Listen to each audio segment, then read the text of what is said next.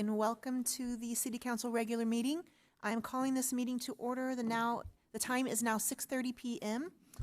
Please join me in the flag salute.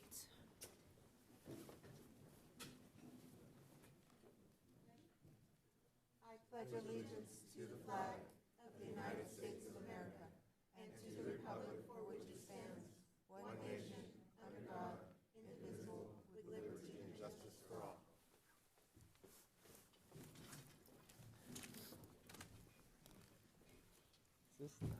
Madam Clerk, will you please take roll call? Councilmember Gama, Here. Councilmember Hernandez, Here. Councilmember Martinez, Present. Mayor Pro Tem McQueen-Lejeune, Here. and Mayor Perez. Here. Tonight's inspiration will be given by Councilmember Hernandez. Thank you, Mayor Perez. This evening, I'd like to deliver an inspiration coming from Maya Angelou, and this is kind of in honor of Black History Month, and it also speaks to what we're going through right now with the storms that we're experiencing here and throughout California. For those of you who don't know, Maya Angelou is a poet, a singer, an autobiographer, and a civil rights activist. She inspires us with her beauty and the call to action of her words. Her most famous work is I Know Why the Caged Bird Sings, an autobiography about her childhood. The book is a testament to the need for resilience in the face of discrimination, as the image of the caged bird illustrates there is power and grace in facing adversity head on. There was one particular quote that stood out for me that I had no idea she actually coined this phrase, and that is, hope for the best, be prepared for the worst. And that's the tie into the storms that we've been going through. I think all of us didn't know what was going to happen on December 21st. We prepared as much as we thought we should, and we were hoping for the best. We prepared for the worst and hoped for the best, and we got the worst. Fortunately, with the storms that we're experiencing right now, the rain's coming in fairly steady, and we're not having all the rain come all at once. But I think the inspiration from these storms comes from the level of preparedness that I'm seeing out in the community, because we as a city have a responsibility to be prepared, but our community does too, and we can only be just as prepared as our community is. So I'm really proud of our residents who went out and got their sandbags and heeded the warnings and stayed home during the heaviest part of the rains. And I just hope that as we move forward in these storms, that we'll remember this phrase by Maya Angelou, hope for the best and be prepared for the worst. Thank you. Thank you, Councilmember Hernandez. We will now hear public comments not pertaining to items on the agenda. Comments are limited to 3 minutes. This process will be the same for comments pertaining to each agenda item. Madam Clerk, are there any public comments? Yes, our first public comment will be from Timothy Fergal.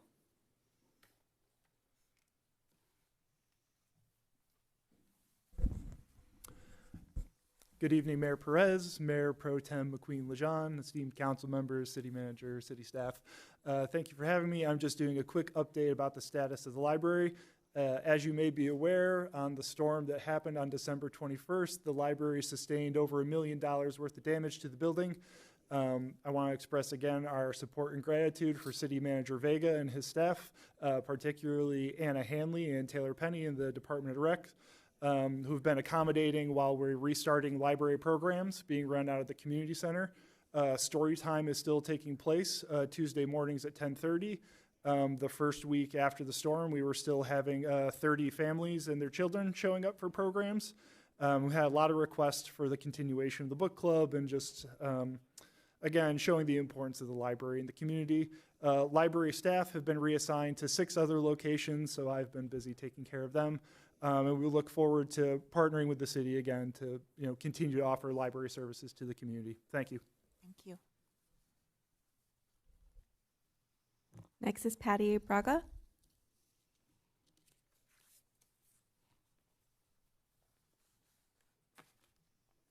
Thank you. Good evening, Mayor Perez, City Council members, and City of Port Hueneme residents. My name is Patty Braga, and I'm the Executive Director of Ventura County Leadership Academy. VCLA is a locally based not-for-profit whose mission and purpose is to connect issues and people to strengthen our county. We do this by taking a diverse network of passionate, capable leaders in the business, education, not-for-profit, and public sectors and immerse them in the critical issues shaping Ventura County. We hear from subject matter experts on water and housing, transportation, education, a host of other subjects. We build relationships across the county and across industries. VCLA has a network of 715 alumni, and we are currently in our 29th year. I'm here to share with you our 21st annual Journey to Leadership Award honorees and invite you to this annual event. The Journey to Leadership Awards luncheon recognizes leaders in the business, education, not-for-profit, and public sectors who have made an exceptional impact on our community. This year's honorees include Business of the Year, Amgen; Nonprofit Leader of the Year, David Marin, the Vice Chair for the Ventura County Civic Alliance; Public Sector Leader of the Year, Tracy McAlay, Management Analyst for the County of Ventura. Our Alumna of the Year is Linda Rossi, who is the President and CEO of Ventura County Credit Union. And our Founders Award this year will go to Bill Kearney. I hope you can join us Thursday, April 25th in Camarillo to celebrate these amazing honorees. Thank you. Thank you. Dulce Sutterfield.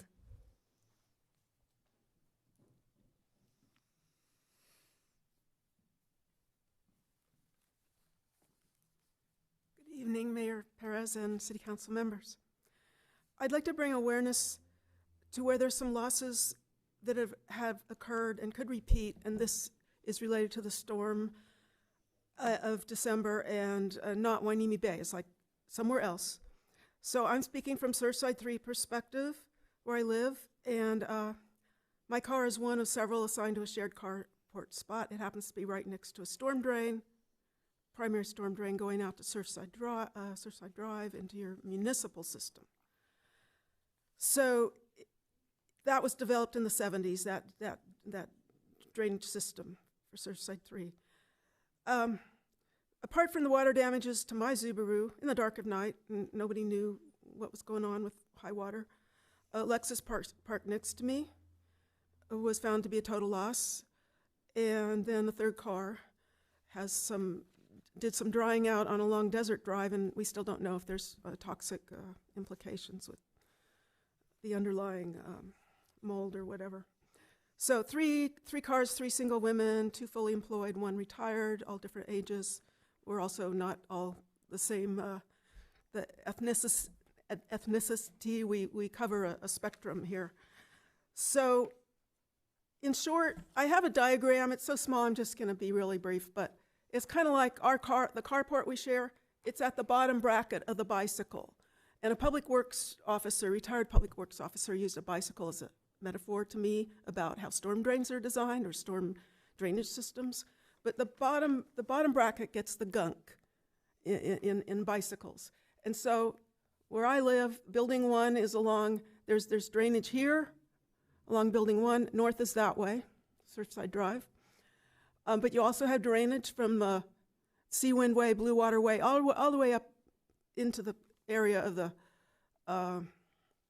townhomes and such, and other from landscaping. So we had a pond. We had a pond in the carport. This is private property. Why should you care? Well, maybe there could be some pilot project. Maybe there could be something with more permeability. And already one owner has expressed interest in couldn't we raise the pavement and then that would mean the roof of the carport also. Another idea is to relocate the carport. This may come to you for site review and permitting. And so I'm just saying, I live there. It's a sacrifice zone right now. We're in the sacrifice zone. The owners in that shared carport, we're downslope, and nobody thought about what could happen to our cars. So I think my 3 minutes might be up. I'm not used to seeing this time thing flashing, but I had a little more to say related to the storm drain and to sandbags. I know you have a staff report touching on some of that, But I will save it for later in February because there were some things, some lessons learned there too. So just as a quickie, none of these 24 places are in Port Hueneme, and this is where the websites direct people to go for sandbags, both from the county site and from the Fire Station 53 site. So we don't know, we don't know unless the information gets to us. Thank you. Thank you. If I could just quickly respond to a couple points. And one is, I think I've either talked to you or your neighbors, one of your neighbors recently. So I think we're planning to do some sort of follow-up discussion after this set of storms. So just to sort of speak to that, we're going to go out there and talk to you, and we'll make sure that if there is some planning or something like that, that we get you in touch with the right people. And then just about sandbags, we did notice. So we were posting information, sharing information that we have sandbags at our public works yard. We did notice that the county page was referring to the county agencies and the county fire departments, but for us, we did it with our own staff, so we weren't on the list. So we'll follow up with them. We'll get on the list. But I think I wanted to use it as an opportunity to say right now our plan is anytime we have rain coming, we're going to have sandbags at our public works yard. So if in doubt, everybody can go to the public works yard on Surfside and ask for sandbags there. And we'll try to get on that list.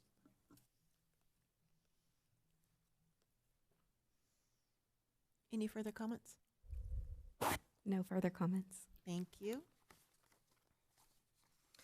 All right, so now we're going to move on to agenda approval for the city council. May I have a motion and a second to approve the agenda? So moved. Second. Thank you. Madam Clerk? All in favor? Aye. All opposed? Hearing none, motion passes unanimously.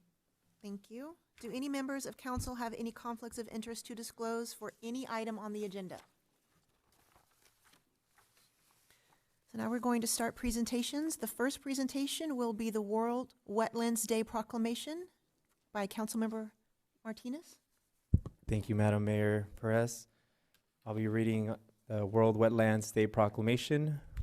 Whereas World Wetlands Day is a global awareness campaign that gives voice to wetlands around the globe. And whereas on February 2nd, 1971, the Convention on Wetlands was adopted as an international treaty and was the first of the modern global multilateral environmental agreements and the only one devoted to a specific ecosystem, wetlands. And whereas today the convention has a global membership of 172 countries, officially known as contracting parties, and whereas World Wetlands Day is celebrated every February 2nd since established in 1997, and whereas World Wetlands Day is supported by the United Nations, where the UN General Assembly adopted a resolution in 2021 establishing February 2nd as World Wetlands Day, inviting all 193 UN member states to observe the day, and whereas the wetlands theme for 2024 is wetlands and human well-being, spotlighting how all aspects of human well-being are tied to the health of the world's wetlands, physically, mentally, and environmentally, elucidates how interconnected wetlands and human life have been throughout history, and underscores the critical need for human stewardship of the world's wetlands.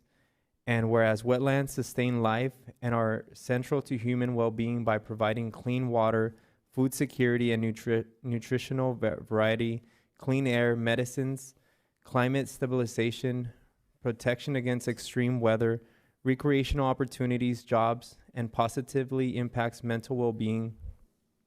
And whereas wetlands are the Earth's most threatened ecosystem, and the World Wetlands Day increases global understanding of how much wetlands do for humanity, and that we must care, nurture, and support them for a sustainable future.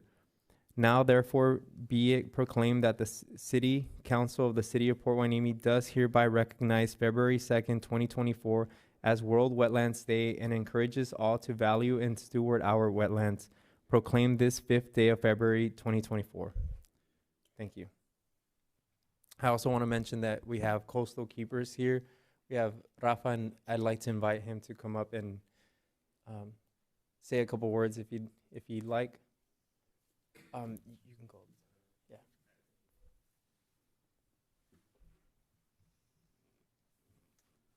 Hey, thank you for this opportunity. I want to say hello, Mayor Pettis, City Council, community members. I'll keep this short and sweet. It's amazing to think back 3 years ago around this time, we were just trying to clean our beach, our wetland over at Ormond and Wainimi Beach. And we decided to start from Wainimi Beach instead of Arnold on this specific day. And that's where City Council Mayor at the time, Mr. Gama, came up to us and asked for about 15 of us. And it's like, where are you guys from? What is the name of your organization? In a friendly manner, of course.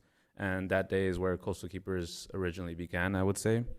So we commend your leadership and thank you for your invaluable support of Coastal Keepers since day one. Together with the City of Oxnard Assembly member Steve Bennett, we feel that we have a core of foundational members that can come together and invite others to help restore, rehabilitate, and reintroduce resiliency into our shared environment. We look forward to discussing next step with each of you, and thank you to everyone that's been involved for just restoring our Ormond and Wainimi Beach back to its original matter. And thank you so much to Desiree, Maripaz, and everybody else who's been involved with the board members and even volunteers. Thank you. Thank you. A quick question, if I may. If one wanted to make a donation to Coastal Keepers, what's the mechanism for doing that? So we've had a fiscal sponsor, and as of last year, that has gone away, and we went through that. But this year, we're working with another fiscal sponsor, and I believe it's getting through. Right now, we're just taking donations through Venmo or Okay. personal donations and Okay, stuff. very Yeah. good. Thank you so much.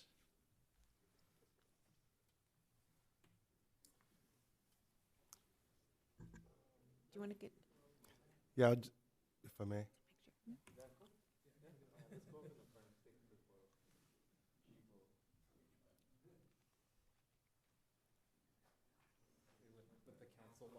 Yeah, exactly. Oh, sure. We wear many hats. no, you're good.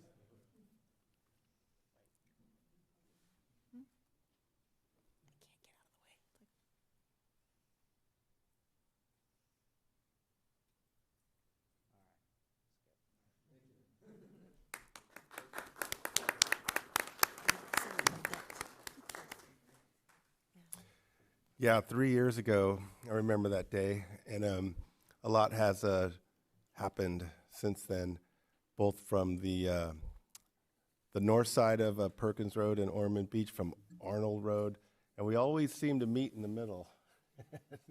And that was the case this past Saturday.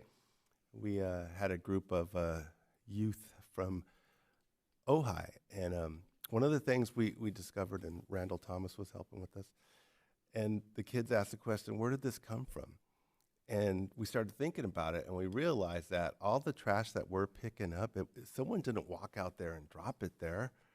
It floated in, and it's coming from the arroyos, the creeks. And so Coastal Keepers, when they stepped up, and we have volunteers every weekend, the difference that we've made is huge. And we filled 4 dumpsters up this past Saturday. We dragged a dumpster worth of trash over a mile, 20 of us, mostly teenagers. We thought we weren't going to make it, but we made it. And so the passion, the energy, the interest is there. And we've been working behind the scenes to bring all the interested parties together. I want to thank City Manager Vega for that. We met with Assemblyman Bennett, Beacon. Rafa and I went to the City of Oxnard council meeting and invited them. And so we look for great things in the future in protecting our wetlands. Thank you. Thank you. The next proclamation will be read by Mayor Pro Tem McQueen Lejeune, and that's the Black History Month proclamation. Thank you, Mayor. Black History Month, February 2024. Whereas much of the city of Port Huenemi's honor, strength, and distinction can be attributed to the diversity of culture and traditions that are celebrated by our residents. And whereas African Americans have played a significant role in the history of our nation and California's economic, cultural, spiritual, and political development while working tirelessly to promote their culture and history. And whereas, as a result of their determination, hard work, and perseverance, African Americans have made valuable and lasting contributions to our community and our state, achieving exceptional success in all aspects of society, including business, education, politics, science, and the arts. And whereas in 1976, Black History Month was formally adopted to honor and affirm the importance of Black history throughout our American experience, and is full of individuals who took a stance against prejudice, advanced the cause of civil rights, strengthened families, communities, and our nation. And whereas all Americans are encouraged to reflect on past successes and challenges of African Americans and look to the future to improve society so that we live up to the ideals of freedom, equality, and justice. Now therefore be it proclaimed that the City Council of the City of Port Hueneme does hereby proclaim the month of February 2024 as Black History Month, and invites everyone to celebrate the traditions, the diversity, and character of our community, and highlights the importance of sharing our culture, customs, and traditions with those around us. Proclaim this 5th day of February 2024. And I would like to add that yes, February is Black History Month, but Black history is part of American history. So we should not be trying to understand and research history in just February. So I ask that you look all through the year at what African Americans have provided to this country and continue to look into those things. I also would like to say thank you to Councilmember Gama from last council meeting, reminding me of the Children's March. So I just want you all to know there is a video out either on Vimeo. Vimeo or YouTube. If you Google the Children's March of 1963, you will see the mighty work that the children did in the civil rights movement. Council Member Gama brought it up last week, and you remind me, and I've been talking about it ever since, so I appreciate you doing that. So Google it. You don't want to miss it. It's important to know what our children did as it relates to the civil rights movement. And that video, 41 minutes, will give you a clip, a piece of that. And so encourage you to take a look at that. Thank you. Thank you. Our final presentation. Did you have something to say? I just wanted to add that a bunch of children, 12, 13, 14-year-old, introduced me to that movie in Ojai. Somehow I got connected with the Ojai Youth Foundation, and we do things together. And they invited me up and to screen that movie. And I was like, man, it was so powerful. And if you haven't seen it, you really have to see it, because I don't think enough of us know about how the children stepped up. Thank you. The final presentation will be the Ventura County Area Agency on Aging, the VCAAA, an update from City Representative Luis Mendez. Good evening, Mayor Perez, City Council, staff. I don't believe Joni is in town, so I'll just be doing this myself. This is my first report I'm giving to you guys, so I'm kind of just waiting to see how it goes. We did meet this year for the first time back on the 10th of January, where we were introduced to everybody that sits on the board for the Area Advisory Council on Aging. And their main goal this year is to actually create a new strategic plan for the organization. They are required to do so every 4 years.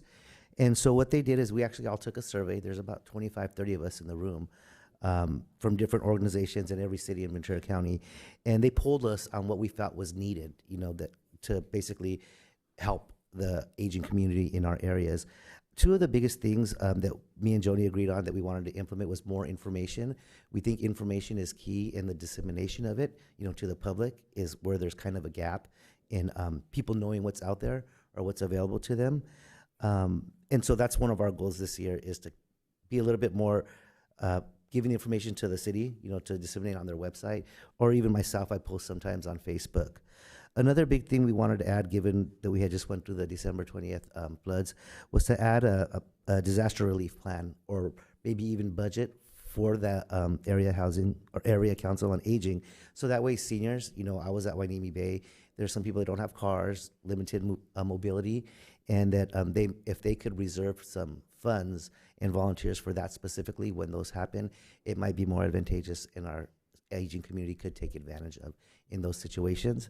It is an ongoing process, I think, going through March, and it'll be edited and updated as we go, so I will be giving you guys updates as the new plan comes together. The second thing they discussed at the meeting, they actually released the 2023 Volunteer Impact Report. The Agency on Aging released and presented it. It showcases the invaluable contribution made to their dedicated volunteers. The report highlights the significant impact that volunteers have had on their mission to enhance the quality of life for older adults, people with disabilities, and their caregivers in Ventura County. Just a couple of highlights on that, on their impact snapshot. They have a total of 87 volunteers that worked in 2023. The total hours that they contributed were about 4,446 hours. And the way they calculate the value in the state of California is about $37.32 per hour per volunteer. So that means the grand total in 2023, the volunteer hours that are put in were $165,930 worth of work. So our goal is to increase volunteers, and hopefully that will come along with disseminating the information again to the public for people that want to help others. The last portion that we discussed, I know was released back in October. It's the California Senior Legislative Committee. What they do as part of this organization is they create measures to get either state assembly or senators to sponsor to help pass bills that benefit our aging community, whether it's healthcare. They have a couple of privacy things. I think the biggest thing that's going on this year is the use of AI in determining care for elderly and seniors. And so there's a big push to prevent that from happening, because they still feel that it should be doctors and people making decisions for our seniors.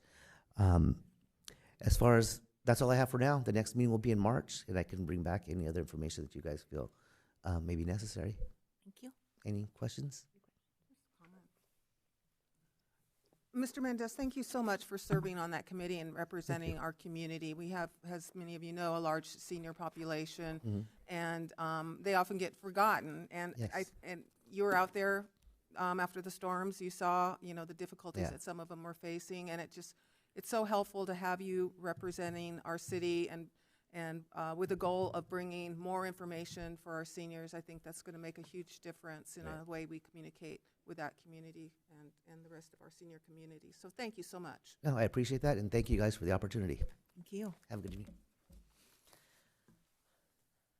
Okay, that concludes presentations. We're going to move on to the consent calendar. We will now consider items on the consent calendar, which will be enacted in one motion unless a council member has a request to remove an item for discussion. No? Okay. Move to approve. Second? Madam Clerk? All in favor? Aye. All opposed? Hearing none, motion passes unanimously. Thank you. We have no public hearings, so the next items will be business items. The first one will be an update on local storm and flood emergency declared on December 21st, 2023. Will staff please present the report? Thank you. Yeah, it's almost sad that when we say storm now, we have to specify which date, because we seem to be getting so many of them. But this item's focused on the storm from December 21st, the one where we saw a lot of local impacts. And so we just I think primarily we want to let the council and the community know that we are still working on that. I think as I run into people, one of the immediate questions is, are we forgetting about them? And we aren't. We're still working to try to help with the recovery. We're still advocating for our community in that recovery. And so we just wanted to make sure we continue to give some updates on what's going on with that and where we're at with that. So this item is related to that recovery effort from the December 21st storms. The staff report includes a full list of all the recovery efforts in the last 30 plus days, maybe closer to 45 days now. But I think we wanted to highlight some of the more recent items. And there's essentially 4 recent ones we want to let people know about. First, and people may have seen this, some information go out on this, but we've partnered with the Ventura County Community Foundation to launch a fundraiser to help the victims of the floods. The partnership so far, we've launched that fundraiser about maybe about 10 days ago or so, and we've been able to get some pretty significant donations through that fundraiser, and we're now working with the Ventura County Community Foundation, who is helping to coordinate that fundraiser, and with the City of Oxnard and ourselves to work out the process for now how we're going to be able to distribute some of that assistance we're getting. And so we are working on that currently, and there will be more information on how to sign up and be helped from that fundraising coming out shortly. And that, I'll probably kind of mention this on each of these, but that is our effort to try to help start filling the gap that we're seeing still from the from FEMA not declaring the December 21st storm a federal emergency yet, and not providing the funding directly to the residents, which is really what's needed and what we're still continuing to advocate for. But while we're going through that process and while we're waiting for all those decisions, we wanted to start working on things locally. So we're partnering on that fundraiser as one of the big steps. Second, we've continued to advocate with county, state, and federal agencies for more assistance for our residents. One result, both from us advocating, but also from the storm the following week that hit San Diego, is that the state and Governor Newsom has declared a California state of emergency that was retroactive and included our local storm.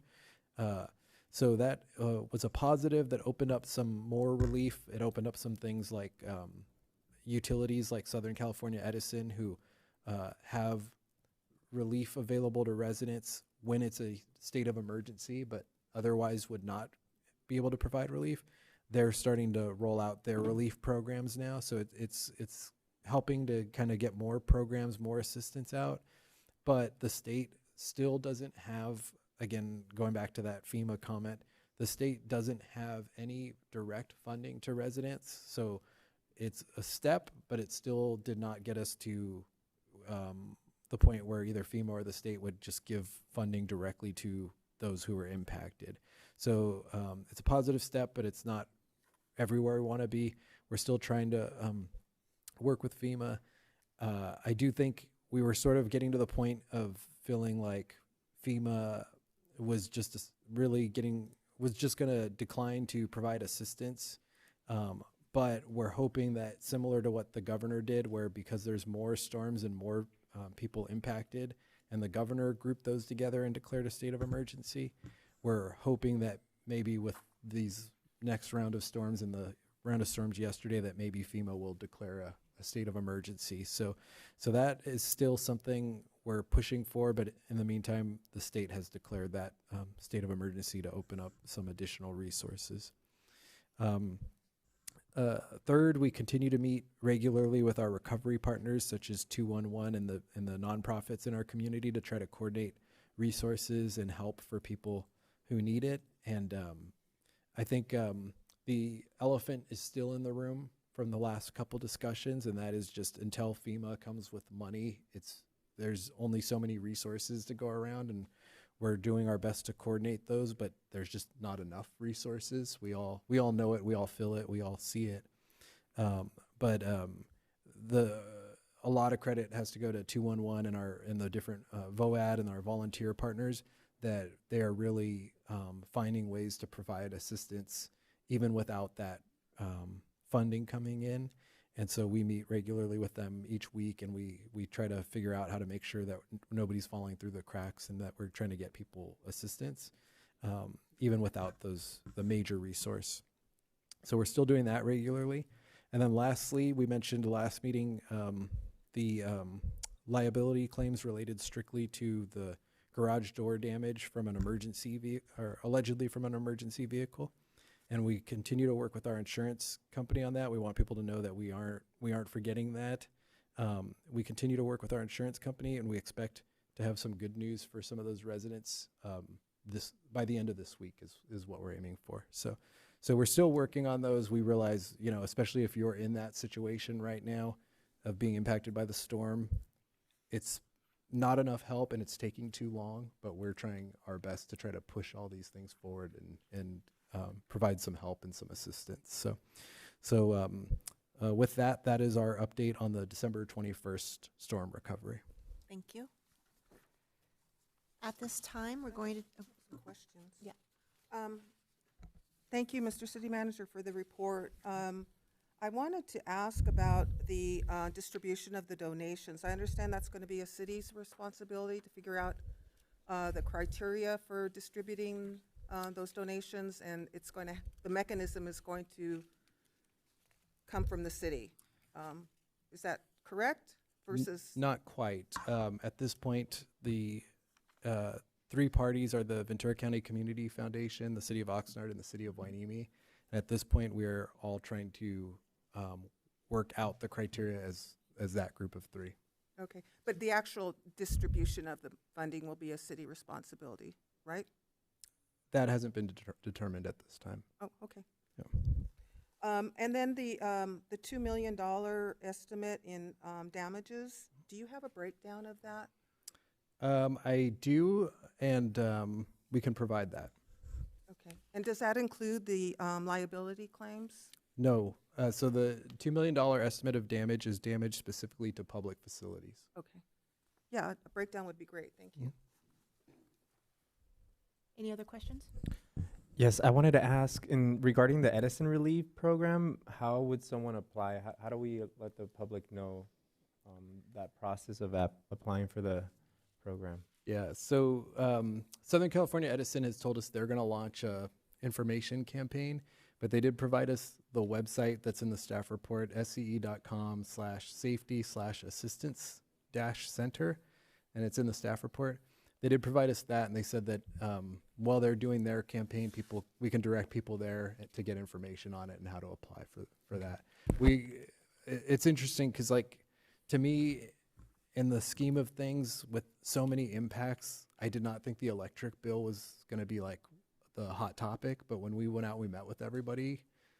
People are starting to get their electric bills with how much it costs to run their fans all day, and humidifiers, dehumidifiers, all that stuff. And we heard loud and clear that that's becoming a big impact and a big burden. So we had started to reach out with Edison at that point, and now the minute since we were on it, and then the minute the governor declared the state of emergency, we knew that was their trigger. So they should be able to go there and get help at this point. So. Okay. I also have a second question.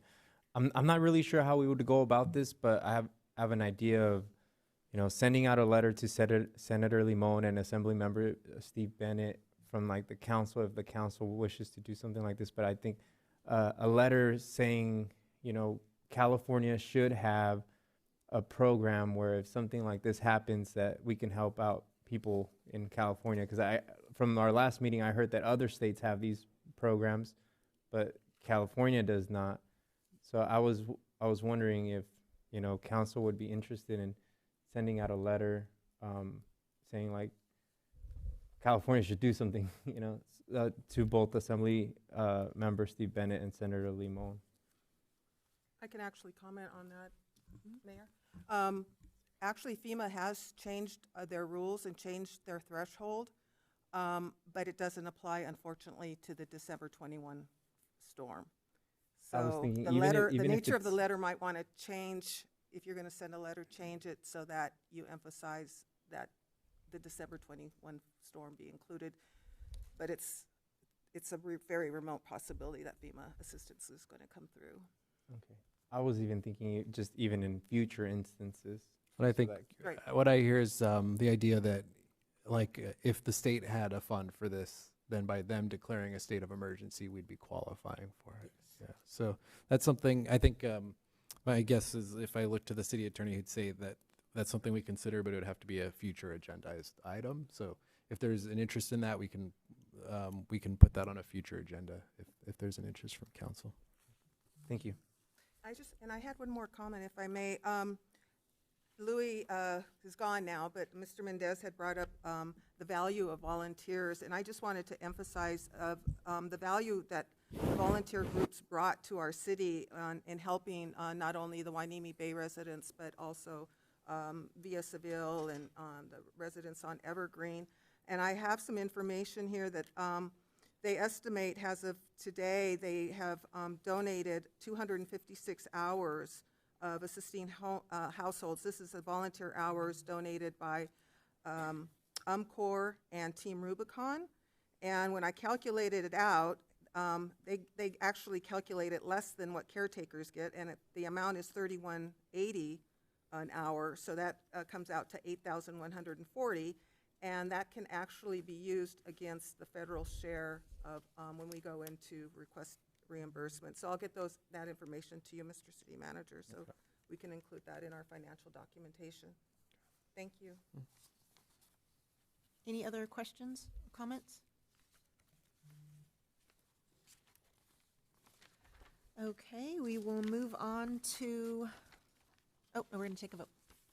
A public comments. Oh, we sorry do about that. I am off tonight. Yes, do we have any public comments? We do have a public comment from Martin Sanchez. Okay.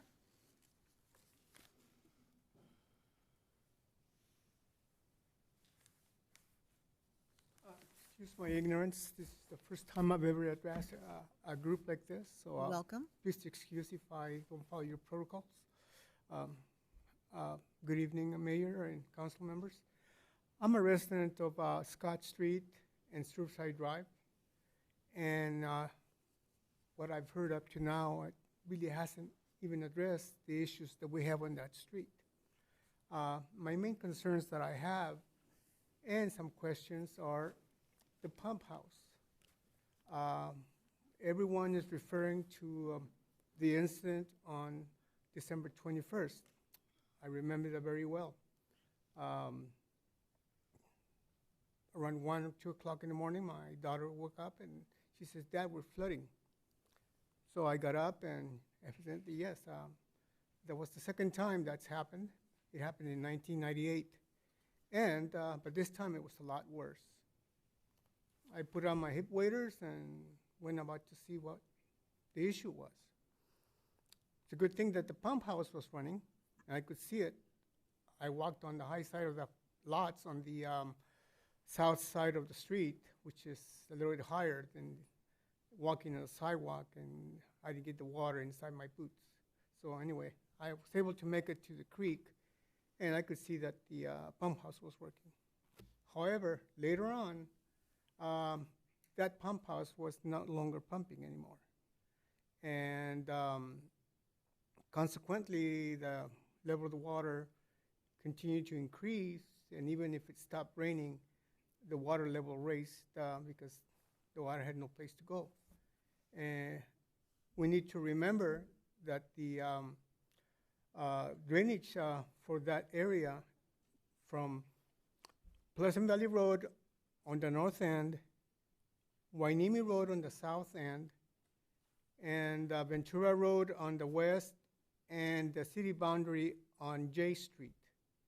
All those adjacent streets lead up to Scott Street, and ultimately to the pump house. So if that pump house is not working, we're going to be flooding. And it's not going to take a big storm like the one on the 21st for it to happen again. Because if the water has no place to go, that water level is going to rise, and we're going to have the same issue. I apologize for not having put my comments on the beginning like the other lady did, but like I said, this is my first time addressing this body, and I was not cognizant of the procedures. Anyway, I mean, yeah, we on our addition in the back, which is in a slab, and the front, which is on a raised foundation, the water went inside the vent holes on the front of the part of the house, and the whole addition in the back, we got about an inch, just enough to damage the drywall, and I've been removing the bottom portion of the drywall and the insulation. We had to move all the furniture from those 2 rooms on the bottom to the front of part of the house, so we're kind of scudding around with passageways blocked because we got to keep the stuff out safe. So that's the whole argument that I have in bringing you to to your attention, that it's not going to take a big storm for that to happen again if that pump house is not working. So my question is, why wasn't the pump working in the latter part of that special event? Has it been repaired? And what contingency plans do you guys have, does the city have, so that the pump house will continue to work even if there's a power outage? There seems to be some sort of bypass to put a generator on the pump house, but I don't know if it's working or not. So that's my second question. Thank you. At this time, council is not able to respond to your questions, but staff has taken note of it. We'll have our Public Works Department get back to you. Not this last time, late last year, but the previous time that the creek was cleaned. I made a point of watching what they were doing, and I can't recall his name. He's from Public Works, and I just addressed that issue with him. Okay. I asked him, what are your plans for the pump house? He says, well, if there's no power, how are we going to run it? Well, that's why you need to retrofit it so that you can hook up a generator. Okay. And then, of course, the city has to have a contingency plan to have a generator available to hook it up. And that can be done because there's numerous contractors that rent out those specific generators for that purpose. And we do have some protocols in place, some mobile pumps and things like that. You mentioned earlier that you don't come to the meetings much, so we aren't able, the council's not able to respond, and we're not able to get into a back and forth at this point. I understand that. But I'll have the Public Works Department follow up with you. We have your contact information, and we'll get And that I to do you. appreciate that they brought a portable pump, but the portable pump, probably from the distance, I was probably about an 8-inch pipe. Yep. Those pump houses, they have 2 12 or 20-inch pipes coming Right. out. Point And of also, order. at the same time, what maintenance does the pump house have? Are the galleries cleaned out each year? And so we'll get somebody in touch Yes. with you who can answer I all would your questions. appreciate it, and the local residents in the area, we've been talking, and so I decided I would come and so I could Got it. bring some questions and answers to them. Okay. Thank you. Do we have on the agenda a flood update? So could we not have a little back and forth, or at least a discussion on the pumps and what? Because I do know there's a series of pumps that operate on the lower side of town, and so I understood that the other pumps got clogged, and that stopped them for some. So anyways, The ones at the county, at the Yeah. outfalls from the ocean? but am I correct that this is a flood presentation update? So we could talk about it under the flood item. I don't know, did a vote start, and are we able to keep talking? I'm not sure where we were at. We are able to keep talking. This is a receive and file item, so there is no action to be taken. The only question that I really have is looking at the description of the agenda item, getting into causes of floods versus the update of it. It doesn't seem to be as specific as I would like it for a Brown Act compliance issue. So I would recommend that if this was going to be spoken about, I'm sure there are other people who viewed this agenda item who may or may not have shown up if they recognized that the city was going to be talking specifically about the pumps and were not afforded the opportunity to do so.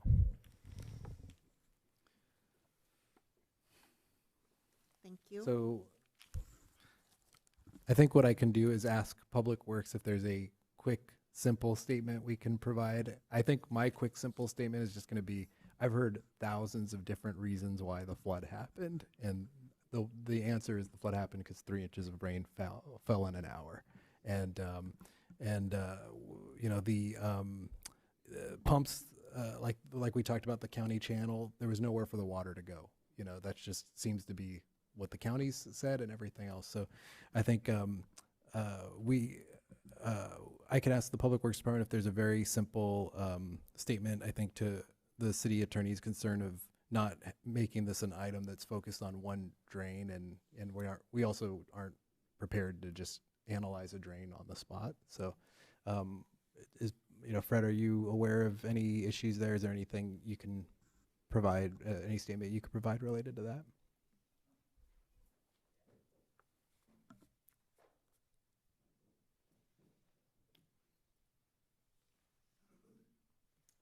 Good evening, Mayor, Council, Mayor Pro Tem. Yes, we were monitoring the event, not only at that particular pump station, but others that exist. As was mentioned, the county station is the one that receives all of the water ultimately that drains the entire corridor, the Hueneme Drain. The station that's right there off of Surfside, that's close to Scott Street, there's a series of catch basins that run through that area and funnel that water to the pump house. Those pumps, we have 3 pumps in that station. One of them is to handle what we call nuisance flows, where if it's a lighter rain, that pump will go ahead and trigger and pump that out.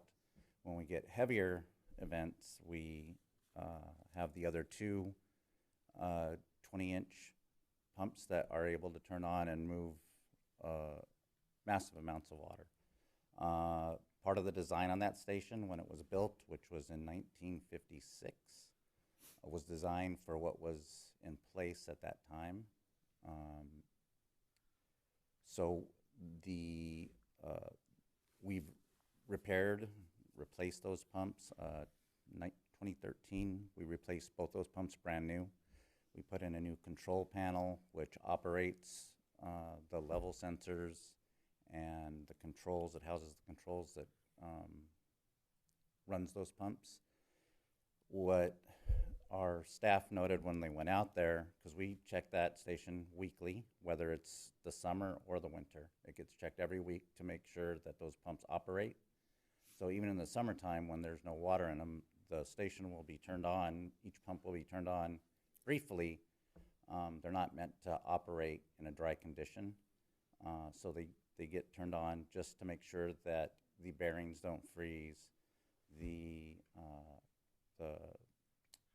mechanical things that might bind if you don't run them periodically, those stay running.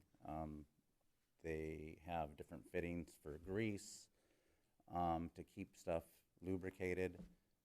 And then in the wintertime, obviously when storm events happen, they're running. But irregardless of what time of year it is, they get checked weekly. So we did note that there were some problems with pumps. Well, we spoke with the county, and they were having some issues with debris getting stuck into their pumps, which bounded their shafts. They're wrapped around the shafts, which seize the pumps. They do have an emergency pump out there, which they got running.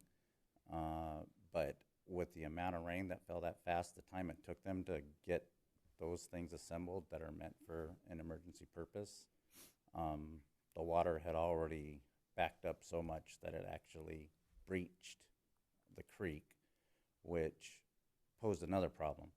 Once the creek breaches in that particular area, there where the pump station is, that water drains to that same station. So what happens is, even if the pumps are working, they're pumping the water into a creek that's already overflowed its bank, and that water just recirculates. So it's not doing anything, but continuing to sit in one area.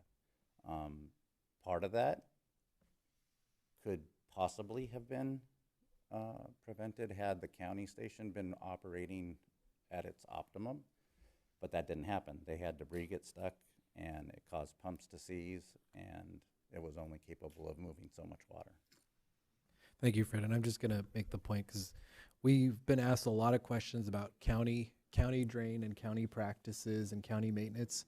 And we've been pretty adamant about telling people that we should not speculate as a city. We don't know those things for sure, and we don't know what their standard practices are for sure. So we are advising people to reach out to the county if they have those questions. So Thank you.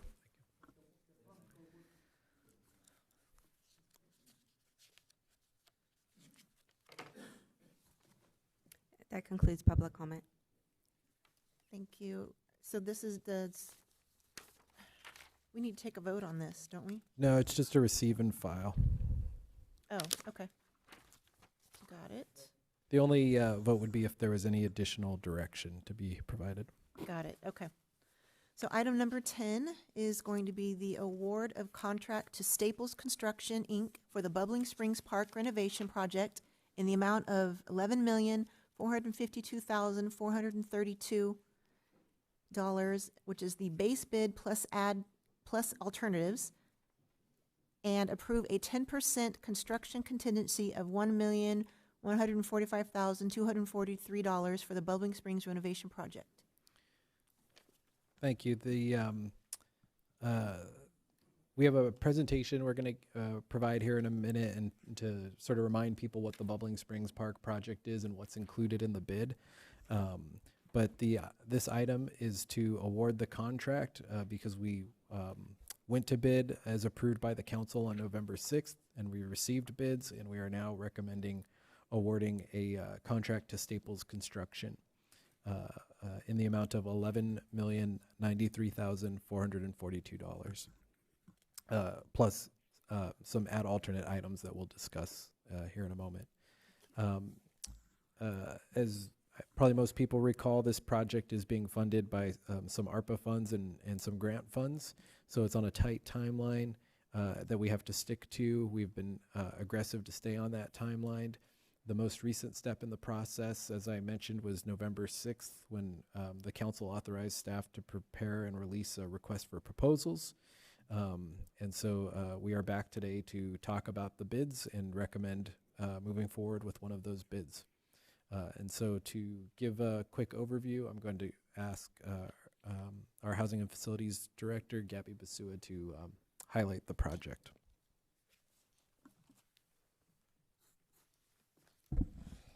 Good evening, Mayor, Mayor Pro Tem, council members.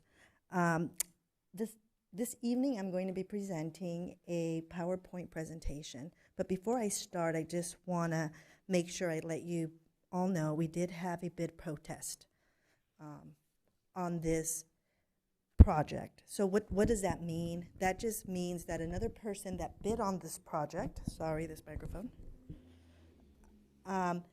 basically said that the bid by Staples was not consistent.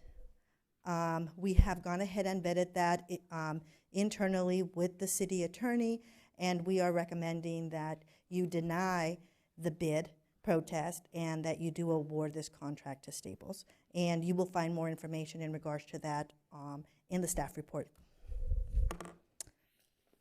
So with that, the PowerPoint presentation before you is a recap of the Bubbling Springs project, along with add alternates that we will be asking you to approve tonight. In front of you, Georgiana should have handed you two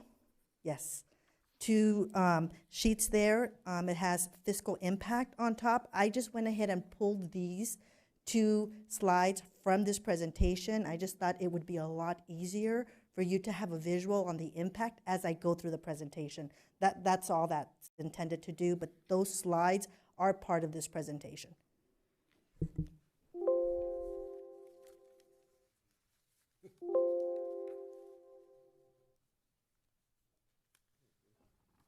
There we go. So to recap, we are going to be renovating the entire Bubbling Springs Park. And it includes the renovation of 4 multi-use ball fields, the expansion of 1 ball field, and the addition of lighting. Other improvements includes new fencing and warm-up areas, new backstops, new outfield irrigation system, and new dugouts. The most important thing to note here within this scope is that staff is requesting the add alternate of adding an additional sports lighting to the T-ball field. So currently we have 4 fields. Only 3 are including lighting. So in order for us to have a more inclusive area, staff is recommending the addition of lighting in the T-ball field. That comes at a price of $91,997. So if it is your desire tonight not to approve that, we will only have lighting in 3 fields and not the 4th one. The other thing to note within this slide is that we did ask for an add alternate of synthetic turf, and that would be on the baseball fields only in the infield.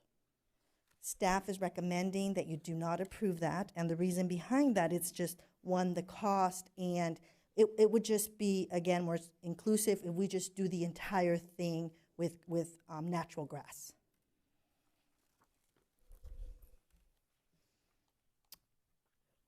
Then we are also adding trash enclosures. Let's see if I can get this thing to, I can.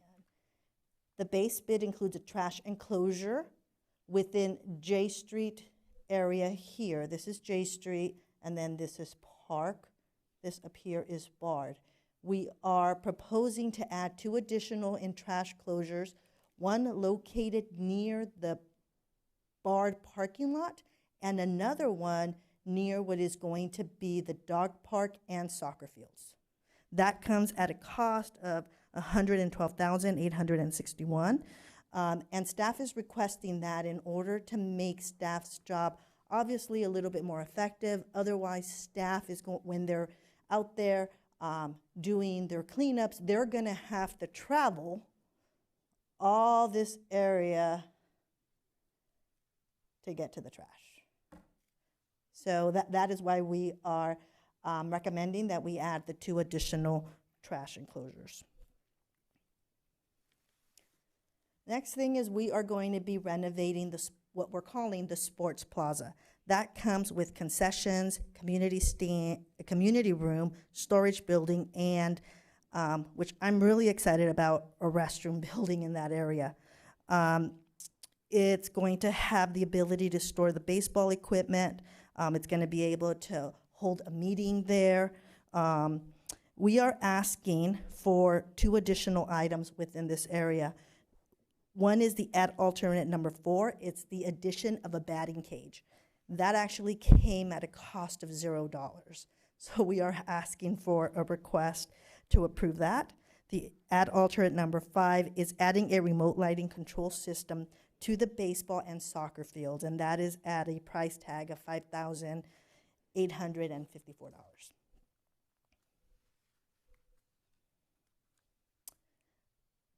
Next thing is we are going to be constructing a new inclusive playground. It is very important to note that the playground itself, as far as the equipment, is not included in this base price.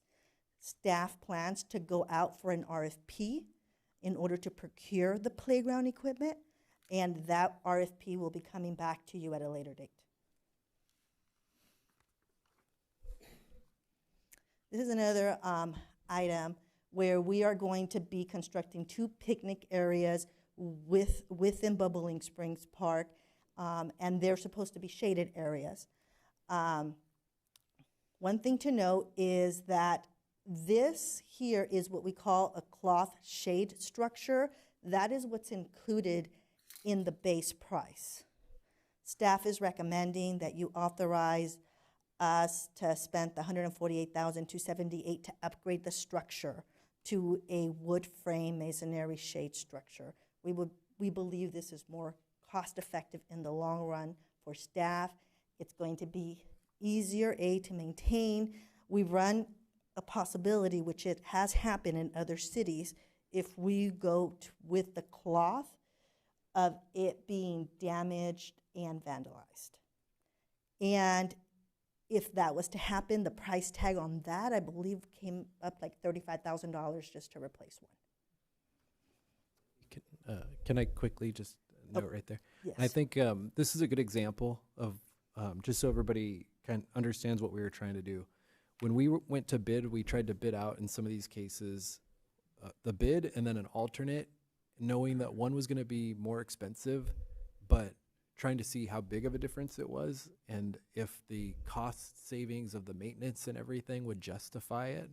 And so this was a good example because I think our original goal and our original plans was to have that wooden shade structure. We bid out both knowing that the project was coming in expensive to see if the savings would be a big difference. And then when we got it back and they weren't as far apart as we thought, and then we realized all of the maintenance costs with the shade structure, we're just recommending to continue with the original, what I would say is nicer wood-framed structure. And so just that's sort of how we looked at a lot of these alternate options. We were trying to look for options to find some savings, and if it didn't really result in very much savings, then we didn't recommend cutting the item, basically. The next thing that we're adding to the Bubbling Springs project is a large dog park, a small dog park, which is going to have drinking fountains and lit walkways, and we are improving the new storm drainage path. The next thing is what we're calling the multi-use soccer football field. This is the only area within the park that it will have synthetic turf as part of the proposed scope of work. So this is already included in the base bid. And the reason behind that is because it is going to be a multi-use. So soccer and football have different regulations. This will allow us to bring in the synthetic field and have the linings that you see. If we choose not to do this, or if you choose that this is not something that you want to do, what's going to happen is we're going to have an open area of grass, and we will have to go and chalk it every time somebody wants to use it for soccer, for football. It would just be a piece of grass. So this, again, is part of the proposed scope of work, and it's already within the base bid. We're renovating the landscape throughout the park, new irrigation throughout, and increasing the number of trees. We are constructing exercise stations and walking circuits throughout the park. And we're also bringing in a lot of sidewalks. There will be accessibility throughout the park now with sidewalks. The community center parking lot is getting a facelift, a very much needed facelift, and is going to make ADA accessible stalls. Now for the fun part. Fiscal impact. Council has already appropriated $7.5 million from the grant. Plus, they've already appropriated $2.87 million from ARPA funding. Tonight, we're here. We're asking you to appropriate $65,000. That $65,000 is from the Hueneme Beach Playground. We found bond proceeds that we can use instead of ARPA money, so we would just like you to reallocate those funds. We also have $75,000 of ARPA unappropriated allocation still available. We are asking for those additional funds. The Measure U project, within your staff report, you will find a little bit more information in regards to that. The Measure U committee has requested that we appropriate the $1.7 million that is currently in our unassigned balance fund. That is Measure U money for this project. And staff is also asking for the $3.124 million from the unassigned fund balance, giving us a total of $15,000,003. So how did we get here? So this is what staff is working on for the entire budget for this park. We are asking for the $11,452,432, which includes the base bid and the alternates that we just went through, which includes alternate number 1, which is the T-ball sporting lighting, the trash enclosures, the batting cage, the remote lighting control, and the shade structure. We're asking for a contingency of 1.145. That is 10% of the project. It is my hope, and I'm really hoping we don't touch this money. It is contingency in order to pay for things that we might find that we were not expecting. The remaining construction buyout, what does that mean? That means that we still have to pay for boring, line connections, Edison meters, and monument signs, and that is what we're calling remaining construction buyout. We have about $56,000 still that still need to be allocated to these items here.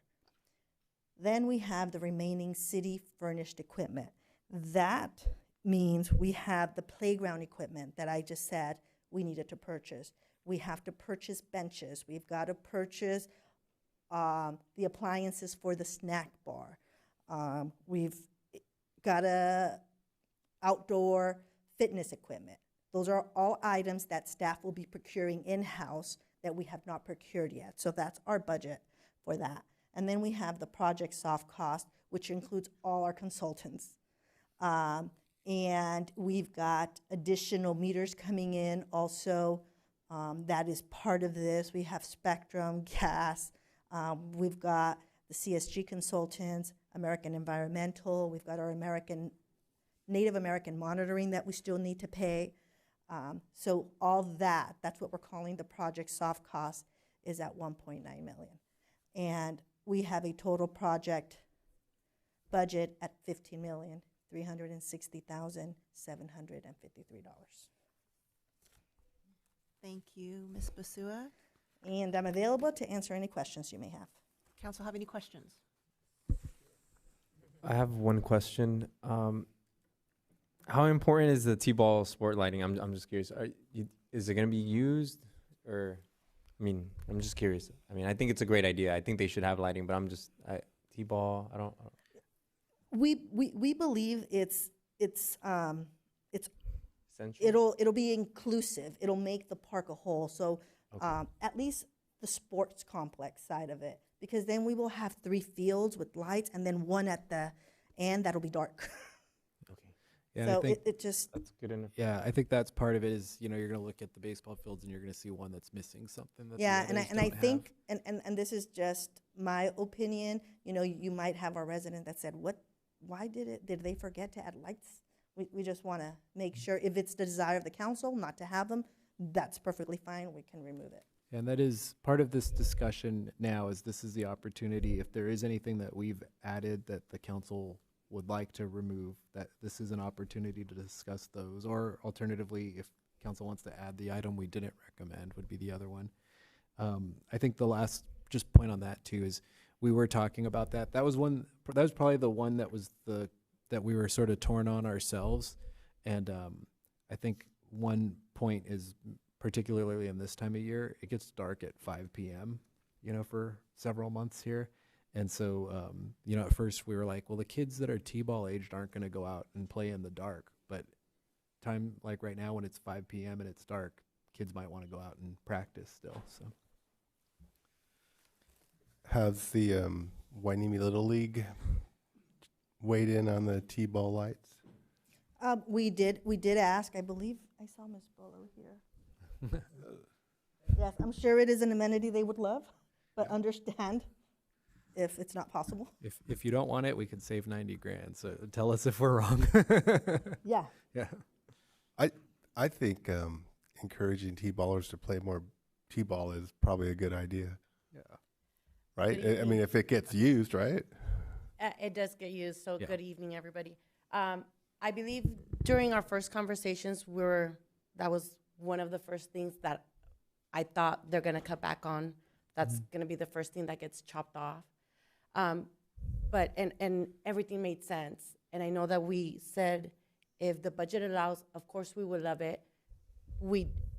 There's 2 divisions that play in that field, T-ball, which usually requires about an hour play, and then our machine pitch division, they do go about an hour and 30 minutes. So we were gonna cut that like really, really close to, hey, you guys have to hurry up because the field's gonna be dark. But it would allow for tournaments, which is one of the things that we're hoping that we get more people to come out here, because we would be hosting now with our extended major field, be able to have more tournaments. I'm right now trying to see how I could keep Blackstock in the back pocket to be able to expand a little bit further and bring more awareness to Port Hueneme. I mean, we post these flyers with, you could drive to the beach in 5 minutes, you know, but back to the lighting, yes, we would like that. Any chance we could have a T-ball World Series? They I'm would sure. probably be a lot more fun to watch than the other ones. Yeah. Thank you. True. You done with your question, Mr. Palmer? Okay, thank you, Ms. Basua, for your presentation. I know when we look at these dollar amounts, they're a little scary considering our budget situation. I'm looking at the original allocation, and it looks like it's about $10,370,000. And then the final amount looks like we're asking for, is it maybe 5 million, close to 5 million more? Or Close to 9? 5 million. Okay, so we're looking for an additional 5 million approximately. And 3 million of that you're asking to come from the unassigned fund balance. So my question is, what is currently in the unassigned fund balance? Because I know that that account is dwindling. Yeah, and part of why we've been talking about the budget and what we're trying to prepare for is that projects went up 40 to 50% during COVID, and since COVID, I haven't seen them come back down yet. So, you know, I looked and I saw this project was budgeted at $10 million a few years back, and it's, you know, right off the bat we said add 40 to 50%, and sure enough we come back and it's Right. 50% higher. So we knew that was coming. It's part of why we had the budget discussions, because I expected that we were gonna have to have money in the unassigned fund balance to use for this project. And that's why we had that prioritization discussion of the CIP and what items are really priority this year, because we need to clear some funding for these projects. So all those discussions have been working towards this.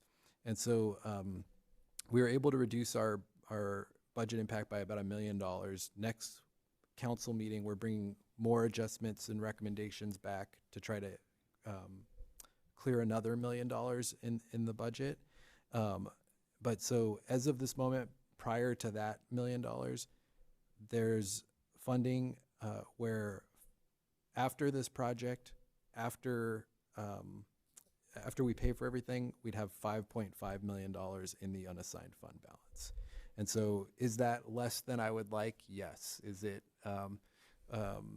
you know, closer than I would have been comfortable with? Yes. But at this point, you know, we're into the project. We have grant funding that's close to expiring that we need to keep moving forward for. So our recommendation is prioritize this project, and some other things will have to get pushed back a couple years, and use that funding to get this project done. So that's part of that whole kind of all the budget reviews and everything we've been doing. Okay, thank you.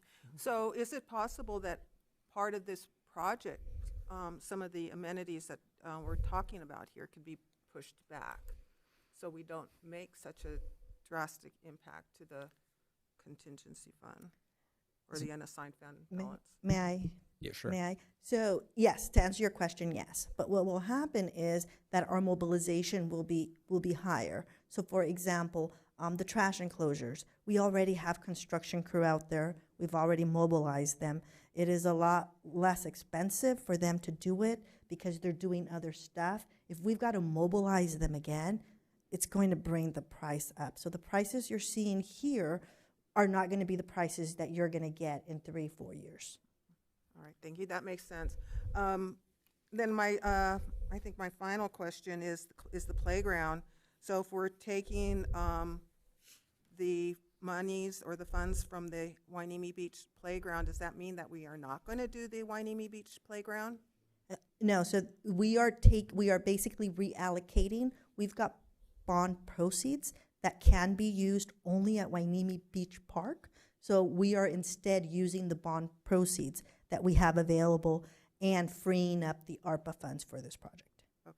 So, will we be hearing a report on the Wainimi Beach Playground soon?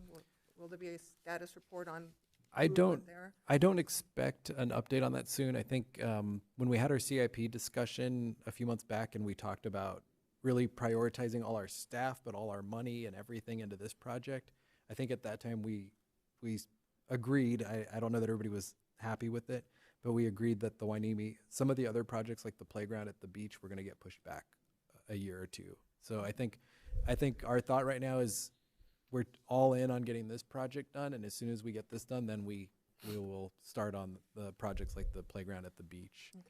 I only ask because I think the public has our residents have an expectation that that playground is going to be built, and they're anxious for it, and they're waiting for it, and Yeah, we could. so if we We could try the to do delay some public relations too. I think we did. I think we created a flyer that had said what projects were prioritized for this year, and then which ones are going to be on hold. And we had done it right after that meeting, and we could probably try to get that out and get it out in different ways and things too, just to let people know.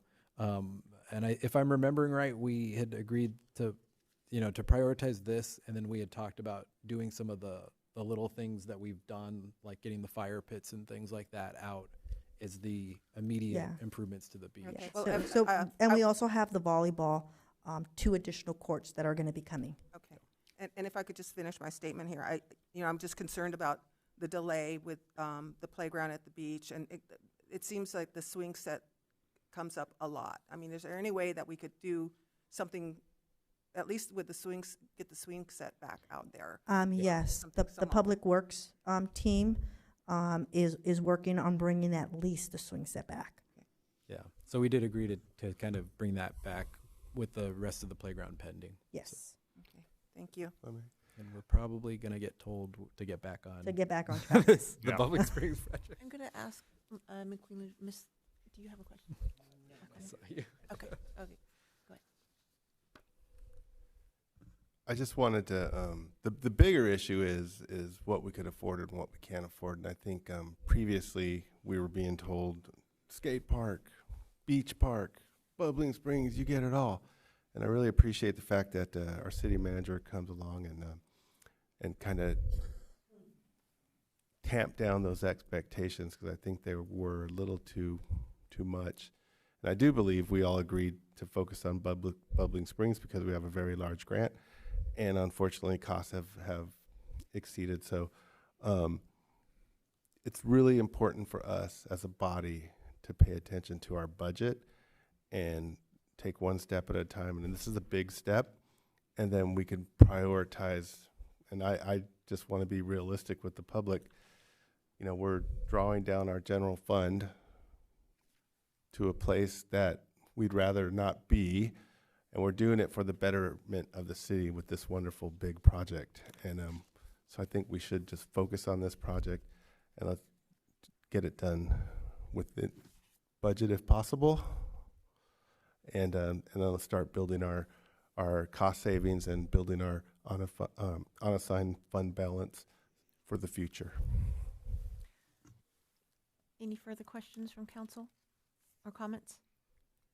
I'll just end with, I heard mention of an MLB grant potentially that we may.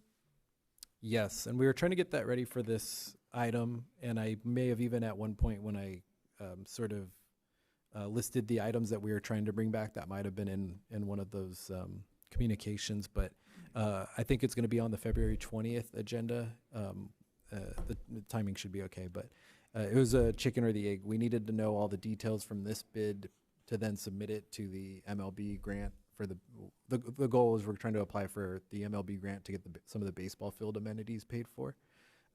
So we will bring that on February 20th, locked in, because we'll have all the final bid numbers and everything. So. I have one more question. My final question is, do we expect any more changes to this project, any more additions to it? Because I think we've had a couple of changes since we began. Right now, we don't anticipate any additional budgetary changes. We will be back So you can award the Native American monitoring contract. There's things still that you are approving and allocating the money for, but we don't have contracts for yet, so we will be returning for that. Yeah, So- and this is the last really big step, the last really big approval. Once council approves the bid and any add alternates, we pretty much are going forward full steam ahead. Right. And to the point where we're talking about groundbreaking on February 26th, and we'll get some information out to everybody on that. But today's really the last big council approval. Yes. So are you saying that you're coming back, the remaining construction buyout, you're going to be, are you coming back for that? So what we're asking for today is the entire $15,360,800. And within that, the only thing we still have about, I'm going to say about $2 million that we have not spent. We're waiting on contracts to come in. So you will be seeing that in your city council meetings. But on the fiscal side, we will be saying you have allocated this money already. So we're not asking for more than the 15 million. Okay, and you found a source of funding for every single item that's on this? Yes. Okay, great, thanks. So inquiring minds want to know, how do you get a batting cage for $0? I think it's what Let's- Gabby said about they're already mobilizing, they're already out there with the equipment, the materials, because batting cage is really chain link fence. Chain link you know? fence. So they're out there, but if Leftover material. we have the bids in there, and one can do it out there free, and the other one was not free. Not free.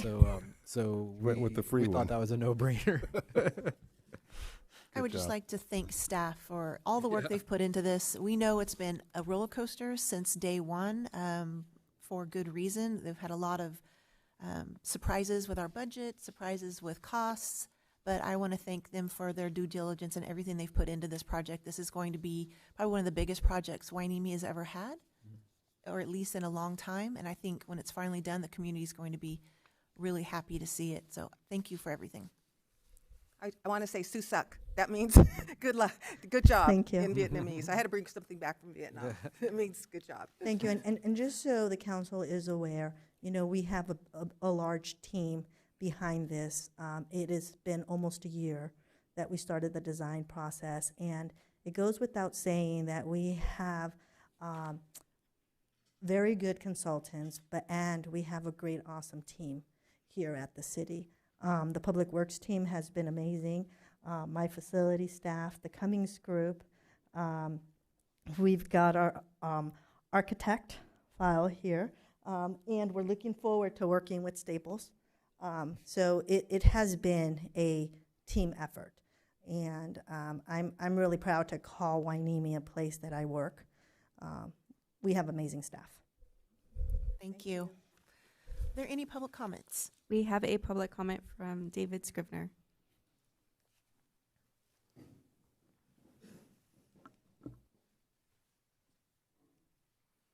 Good evening, everybody. I had a bunch of things I was going to say. You've answered a lot of my questions up to this point. My major, and I'm completely in favor of this project. My kids play ball over there. It's going to be a big addition to the city. I think that all the studies show if you give kids something to do, they do it and they stay out of trouble, more or less. So I think it's good all around. My concern is that we're spending ourselves down into nothing. And if we're going to do this, or you're going to vote for this, there needs to be some changes in kind of how you're spending money moving forward. Our revenues from the cannabis stuff are dropping down. I'm on the Measure U committee. We're expecting less money coming into that because of the economy. Not a lot less, but a bit less. So we can all recall maybe 10 years ago when the city was out of money, stopped doing things, everything fell apart. It took many years to start bringing things back up. And you've done a good job. The city's in a good shape at this point, from what I can see. But if we're down to $5 million, that's one storm that knocks the pier down. That's one. I don't know if we're even to get through this year, given the atmospheric rivers that are coming through here. So I think it's really critical that you make decisions to cut back, spend less money until we build that back up again. You know, if you can get it back to $10 million, then I don't really care what you spend the money on. But up until now, you know, you don't want the checkbook to go empty. So that's my concern. Thank you. Okay. The recommendation is to deny the untimely bid protest submitted by Environmental Construction, Inc. as to Staples Construction, and award a construction contract to Staples Construction, Inc. for the Bubbling Springs Park renovation project in the amount of $11,093,442. Approve add alternate number 1, T-ball sport lighting in the amount of $91,997. Approve alternate number 3, trash enclosures in the amount of $112,871. Approve add alternate number 4, batting cage in the amount of $0. Approve add alternate number 5, remote lighting control in the amount of $5,854. Approve add alternate number 6, shade structure in the amount of $148,278. Authorize a 10% construction contingency in the amount of $1,143,243, and authorize the city manager to execute all applicable documents. So moved. Do we have a second? Second. Thank you. For all Madam items. Clerk? All in favor? Aye. All opposed? Hearing none, motion passes unanimously. Good job, staff. Thank you. We'll move on to item number 11, which is the acquisition of easement 1211 Evergreen Lane. Will staff please present?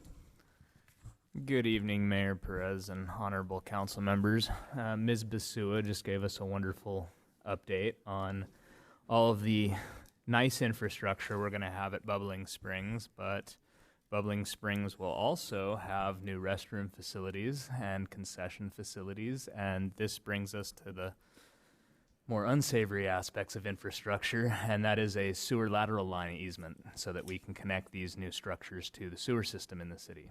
And so staff had identified the most efficient route to connect this sewer lateral, and that runs right through the property commonly known as 1211 Evergreen Lane.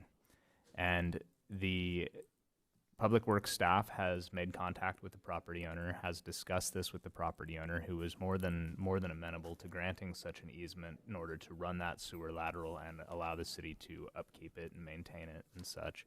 And my understanding is there's a tacit agreement currently for $1,000 for a grant of sewer lateral easement, which is drafted and part of the agenda packet. And so what we're looking for now is authorization for the city manager or his designee to purchase this sewer lateral easement for $1,000 and authorization to execute all documents and record said easement. Thank you. Any questions or comments from staff, from council? Then there's no cost associated with doing this work. This is just a, $1,000 for the consideration for the acquisition. Yeah, for the acquisition of the property. thank you. How will the line be established? Do tunneling, or I'm just curious. Would be done through trenching. I can defer to our public works staff on that. Board. Tunneling. Yep. Okay. Okay, well, Further? I'll make a question.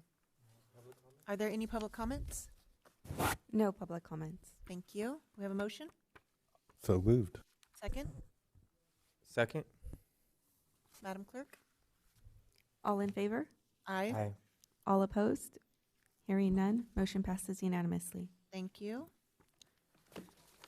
The final, is it the final? Yes, the final is the out-of-state travel request for Mayor Pro Tem McQueen Lejeune and Councilmember Hernandez. Will staff please present the report? Yes, thank you. So there's two out-of-state travel requests for the same conference, or the same trip, I'm sorry, the Regional Defense Partnership Lobbying Trip.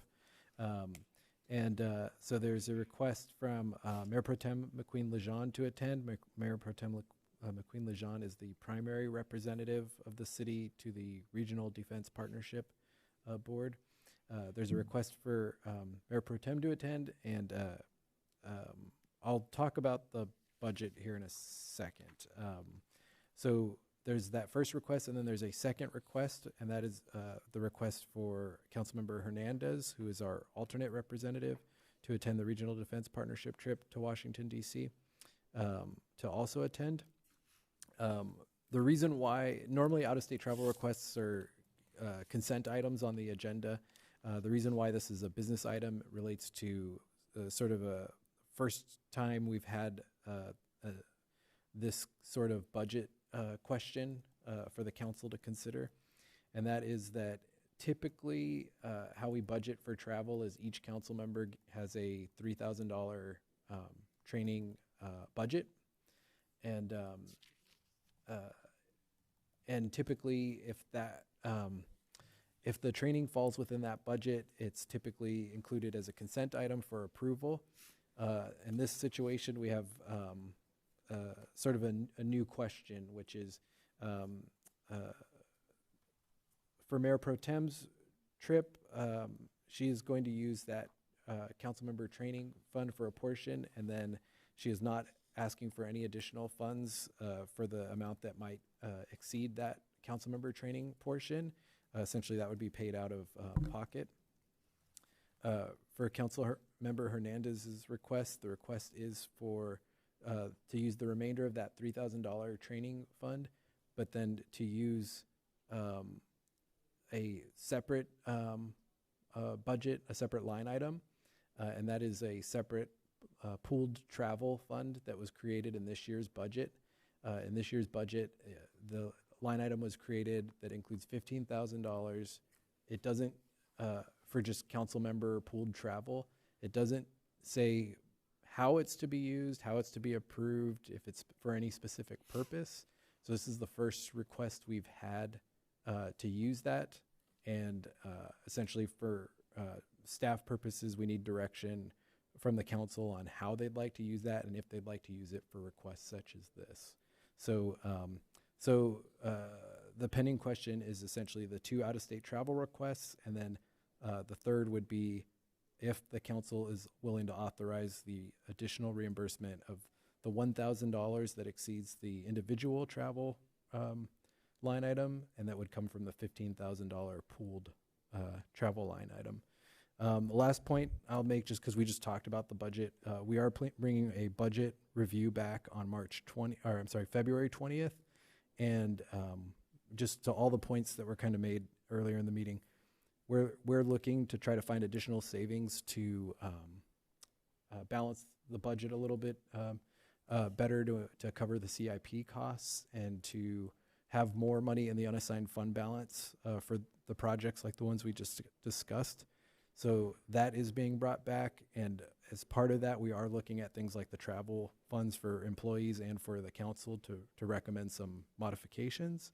So we're looking at that, but it's still the council's decision whether to approve the reimbursement of the $1,000 in travel costs from that $15,000 pooled travel expense at this time. May I? Yes. I thought all us council members had a same budget for travel and conferences. Is that true? My understanding is in past years, there was a line item for each council member with the same amount for each council member. This Okay. year, and I'm sorry if I didn't explain it clearly, but this year there was that $3,000 for each council member and then a separate pooled travel fund of $15,000. But there was never criteria or The an criteria explanation that how to I use it. recall is that we all have a same budget. And I know there was a Cal Cities event that I was interested in maybe last year, and city clerk says, well, this is going to put you over. I said, okay, then I won't go. So I think all our council members need to abide by that, especially in this budgetary time. Then secondly, didn't we just send a team over to Washington, D.C. with RDP 21? No? So there was a trip in August, I think it was. It was the Port City Committee went to Washington, D.C. to do advocacy for the city and the port and partners. Okay. But that was not the same as RDP 21. And then, I tried to review our policy guide, and I didn't see anything about alternate versus primary. So, do we have any precedent on that? There's not, the terms primary and alternate, we have no definitions of how they're treated differently in situations like these, so it's purely up to the council. And then my last question is, did I hear you correctly in that our primary representative, Mayor Pro Tem LaJohn, is going to pay out of her pocket to go, the amount that exceeds the budget amount? That's my understanding, but I'll let. Yeah, that is correct. I guess it was a couple of months back, we had a discussion about our budget, and I, on that night, committed to not exceeding my budget, and so I'm sticking to that. So I have $500 or more in my budget. I will go on the trip, but I'll pay it out of my pocket. That's very admirable. Appreciate that. Can I just comment on a few things, Mayor? Or did you want to go up? No, that's fine. Okay, go ahead. Okay. So I believe Mayor Pro Tem McQueen LaJohn had made that commitment prior to finding out that there was a line item in the city council travel budget for $15,000. I agree with the city manager that we don't know how that was supposed to be used. It looks like it's there for overage. I did, with the prior city manager, alert him to the need to budget for the RDP Washington, D.C. trip because it had not been budgeted in prior years, and it does force committee members to exceed their travel allocation of $3,000. I can only assume that that $15,000 was put in there for overages, but I don't know for sure.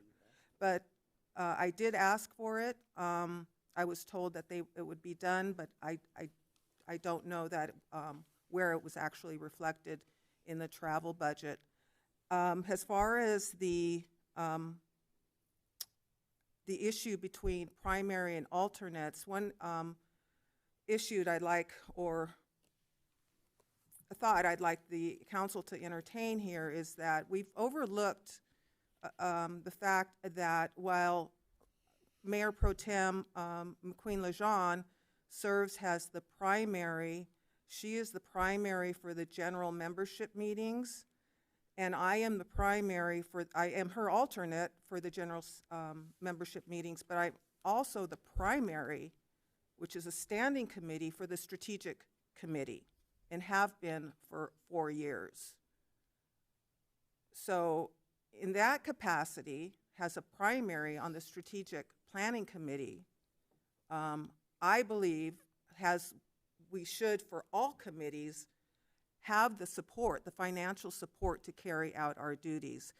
This kind of reminds me of the discussion that we had with the Sister City program, where 2 of us were placed on that committee. We volunteer graciously to do this job, but then get challenged at the financial costs of performing our duties. It's almost like giving an employee a responsibility but not giving them the tools to carry out that job or that responsibility.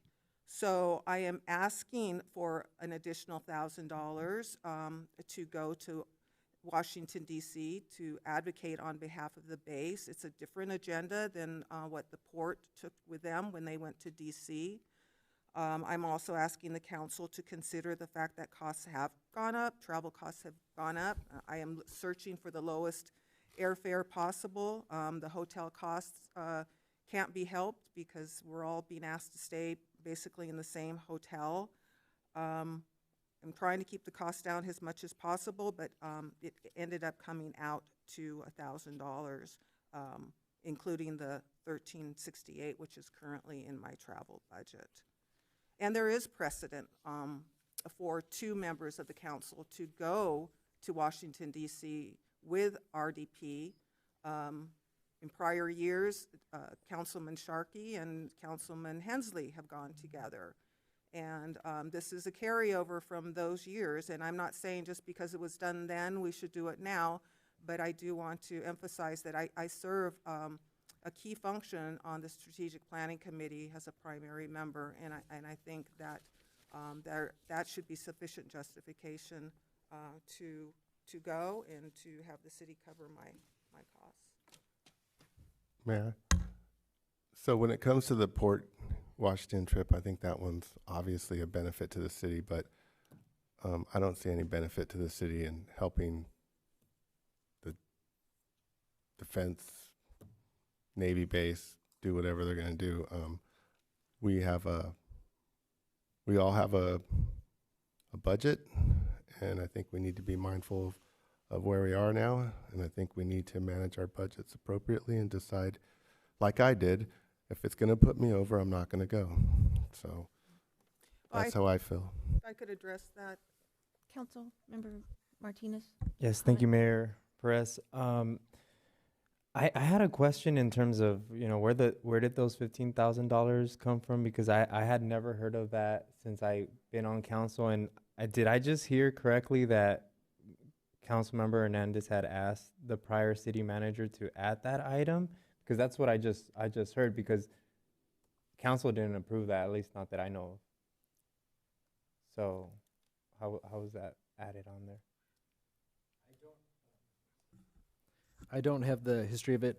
It was added in the budget before I arrived at the city, so I don't have the history of it. Well, that $15,000 wasn't there before. Correct. So I asked for an increase, and that $15,000 was put in. I didn't ask for $15,000. Okay, do you have a comment? Yeah, I just wanted to respond to Councilmember Gama's statement. So,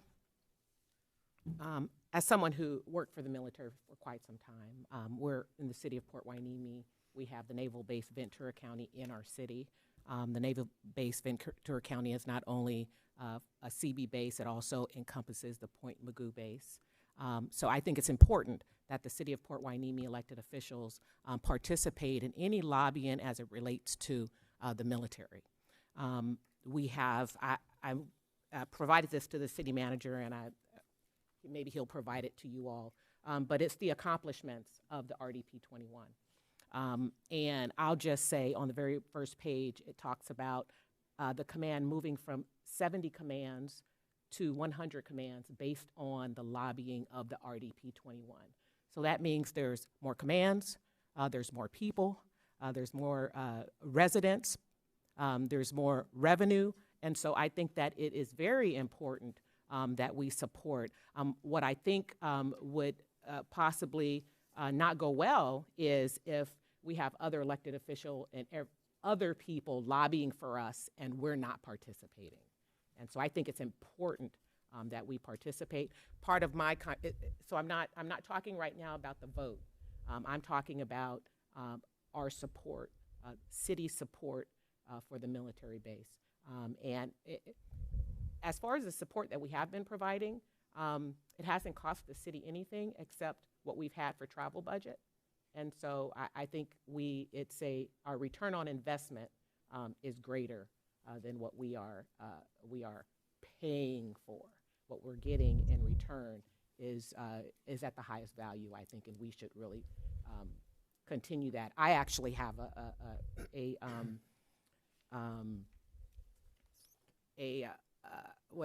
suggestion that we actually put money in the budget specifically for this item.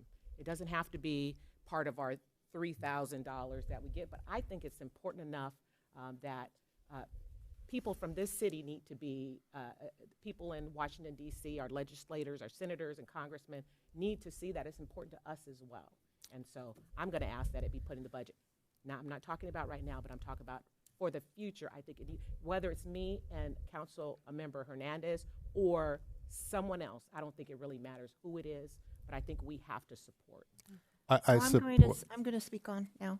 So I'm not going to get into the importance of this organization, this committee, because I don't understand a lot of it. I don't know a lot about it, but that's not an issue for me. I'm not going to argue the validity of it or not. Sure. My problem is I don't know where this $15,000 increase came either. It's concerning to me that council was not brought up to speed on that, and most of us were not aware of it, especially at a time where our city manager is asking every department in our city to make cuts that are unnecessary and not spend money where that's not necessary so that he can try to fix the issues that have come upon because of our budget.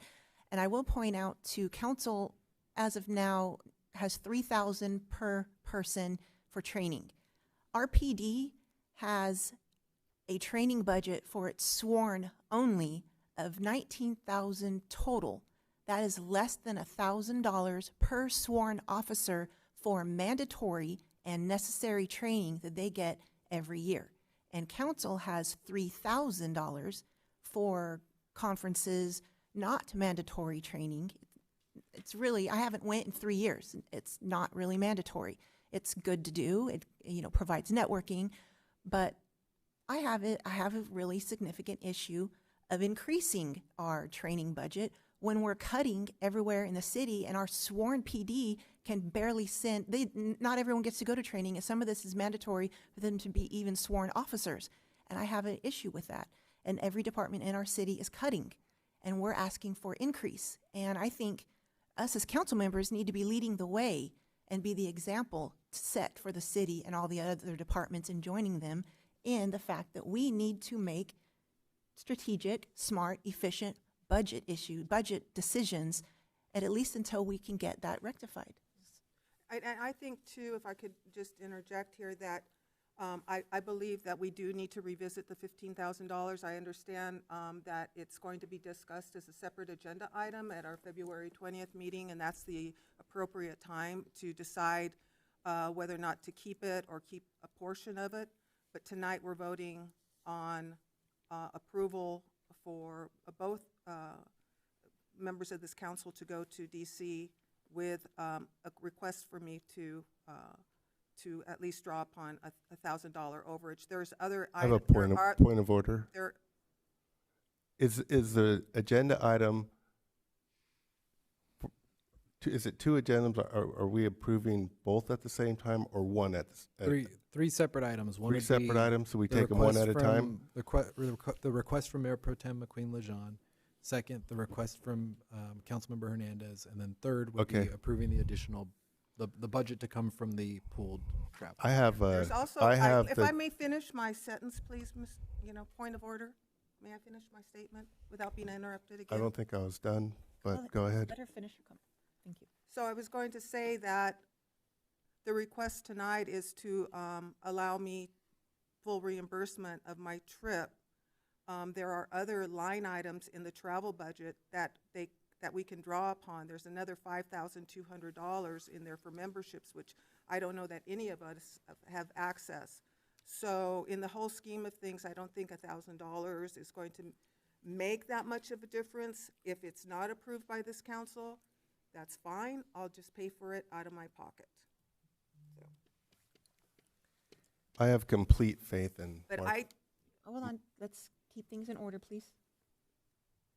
I have complete faith in Martha McQueen and John to represent our interests very strongly. As she stated, she's very experienced in the military and knows the ins and outs. She's the primary. And so at this moment, I'd like to just make a motion to approve.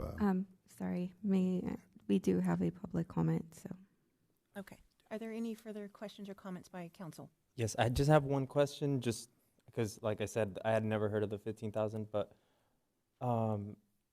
Councilmember Hernandez, when you said you asked the previous city manager, was it the interim city manager or a previous city manager when you asked that to be added? I think I may have discussed it with both. Okay, that's all. And that, again, I wasn't requesting $15,000. I was just alerting them to the fact that we stood the chance of going over the 3,000 amount in order to participate in the RDP responsibilities, committee responsibilities. And again, I just want to end with, if we're going to serve on these committees, I think it's really important that we are given the support to do so. And I think Councilman Martinez, you experienced the same thing with the sister city. You had the same kind of argument. So thank you. Do we have public comments? Yes, we have one public comment from Rich Rollins.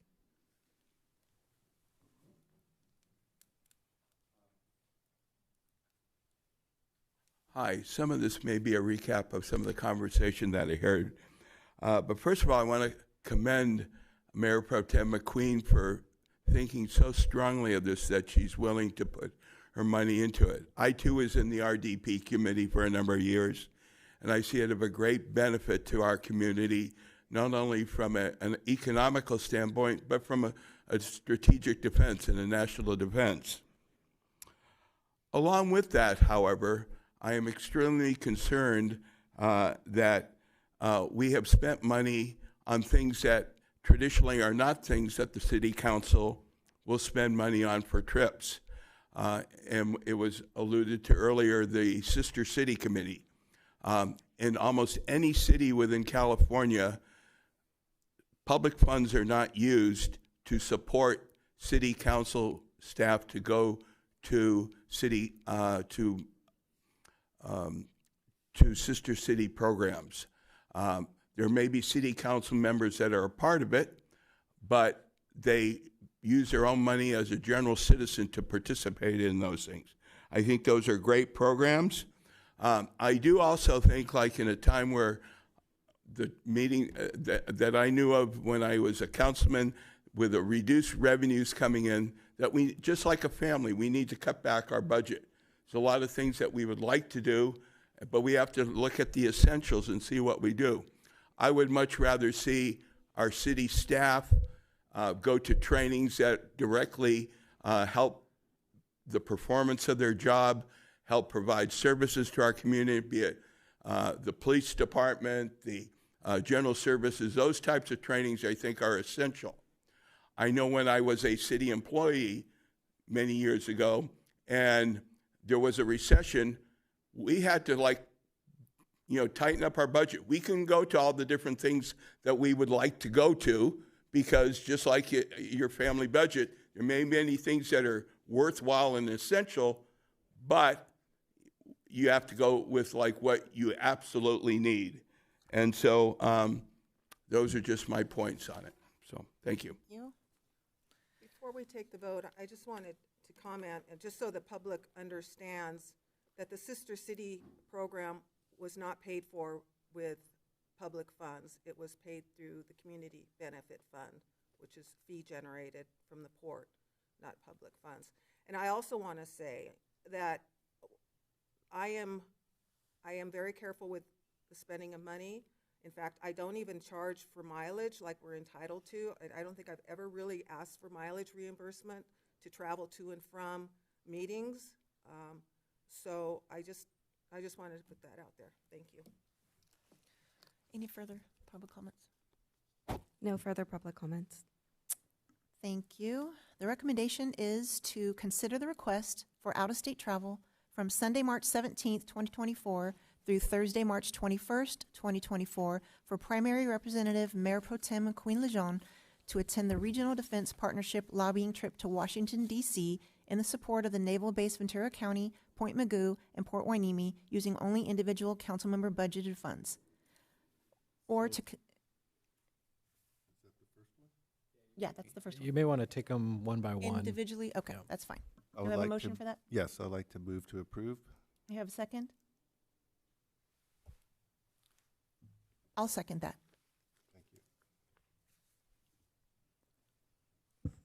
I'm just going to take these ones roll call. So Councilmember Gama, Yes. Councilmember Hernandez, Yes. Councilmember Martinez, Yes. Mayor Pro Tem McQueen Lejeune, Yes. and Mayor Perez. Yes. Motion passes unanimously. Item number 2, to consider the request for out-of-state travel from Sunday. I do have to read the entire thing over again. It's fine to just say the same request, but The for same Councilmember request for Hernandez. Councilmember Hernandez. Do we have a motion or a second? Yeah, I'll make a motion to approve. Do we have a second? I approve. Second. Councilmember Gama, No. Councilmember Hernandez, Yes. Councilmember Martinez, Yes. Mayor Pro Tem McQueen Lejeune,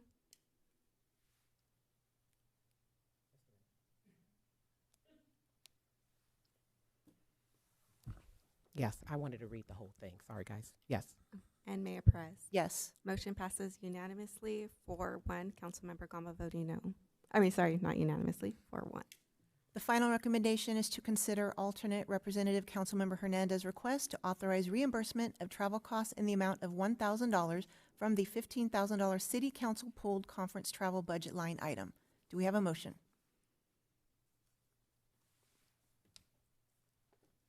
Stating there is no motion, the motion fails.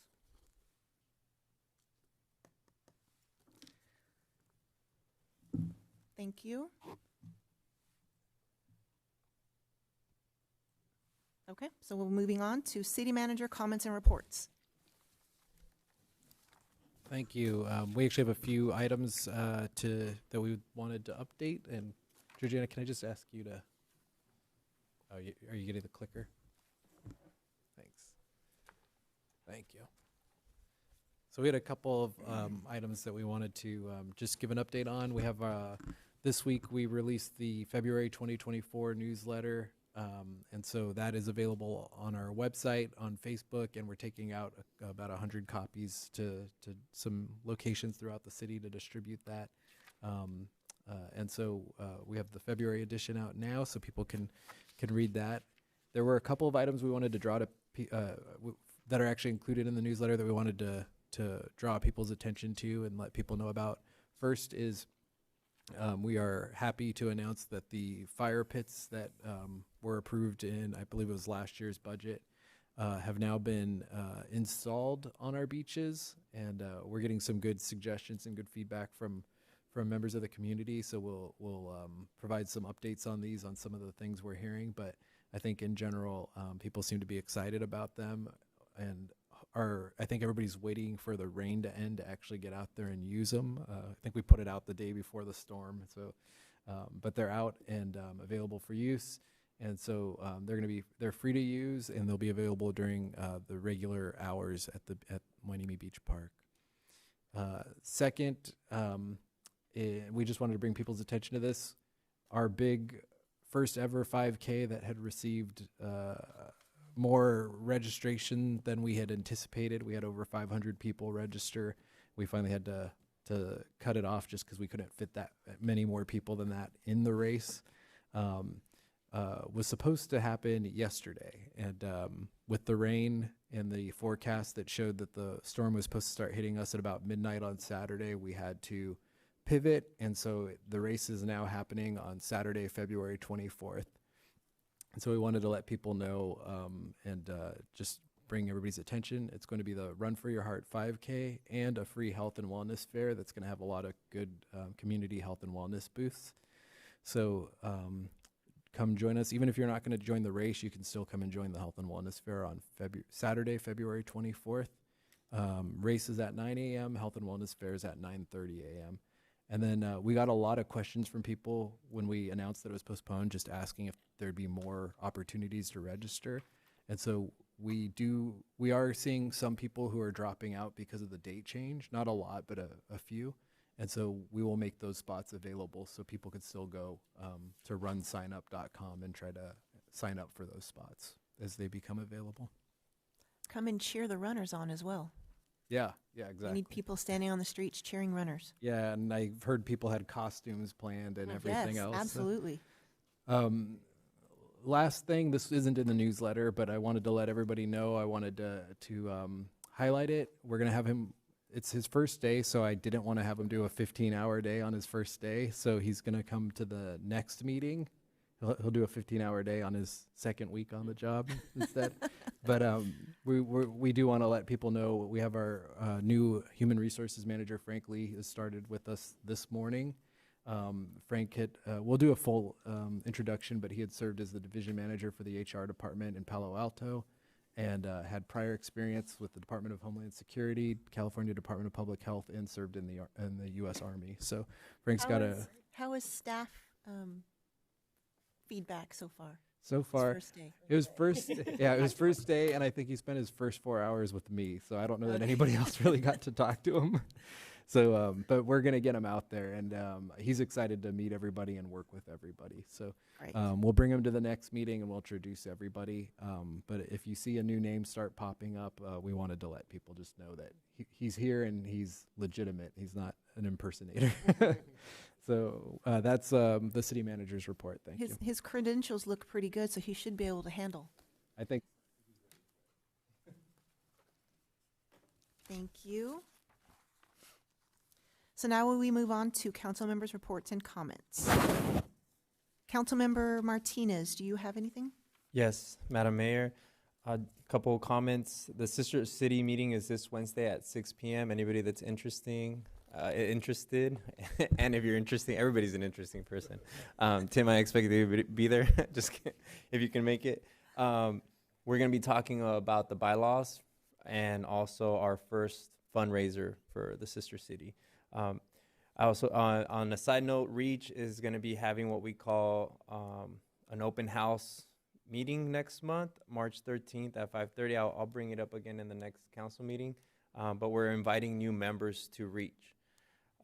Basketball has been doing great at the Boys and Girls Club, so much so that we have so many people showing up that sometimes people don't get a chance to actually play. So what we're doing is, and we just started this last Tuesday, instead of going up to 15 points, we're going up to 7 points. That way, everybody gets a chance to play. The fire pits look nice. I want to mention the fire pits. Even though I brought it up, it was not my idea. It was a volleyball coach's idea, Mia, from the Hueneme girls volleyball team, who told me that we should have fire pits at our beach. So that's one of the reasons why I was fighting to get fire pits. If you guys remember at that summer meeting, emergency finance meeting, like I was fighting for pits, and I just want to fire pits. So I just want to thank the council for approving them. And if you haven't gone out to go look at them, I recommend you do. And then the Run for Your Heart 5K, yeah, it got postponed, but that just means we have more time to train, all right? Because I'm going to be racing City Manager Vega, so I need the other days for training. Thank you, that's all. Councilmember Gama?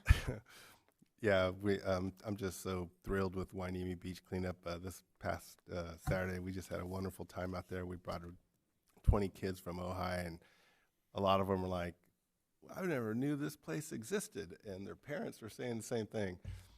And I said, yeah, well, our city manager came from your city, so. But yeah, it's just going great, getting the young kids involved in environmental stewardship. It's awesome. As most of you know, my personality is once I get on something, it's hard for me to get off of it. And so I've talked about pedestrian safety over the last couple of meetings, and I'm still talking about it with myself. I actually prepared a PowerPoint, and my wife and I came up, actually she did, she came up with a concept, and I hope that we could all talk about it and work on it. And there's a song that's called Respect Yourself. Well, we want to have a campaign that says Reflect Yourself. The City of Port Hueneme Pedestrian Safety Campaign. Pedestrian safety in our walkable city. When you're walking in the city of Port Hueneme, reflect yourself. When you're in the morning and the evening walking and talking, reflect yourself. Cars can't see you unless you reflect yourself.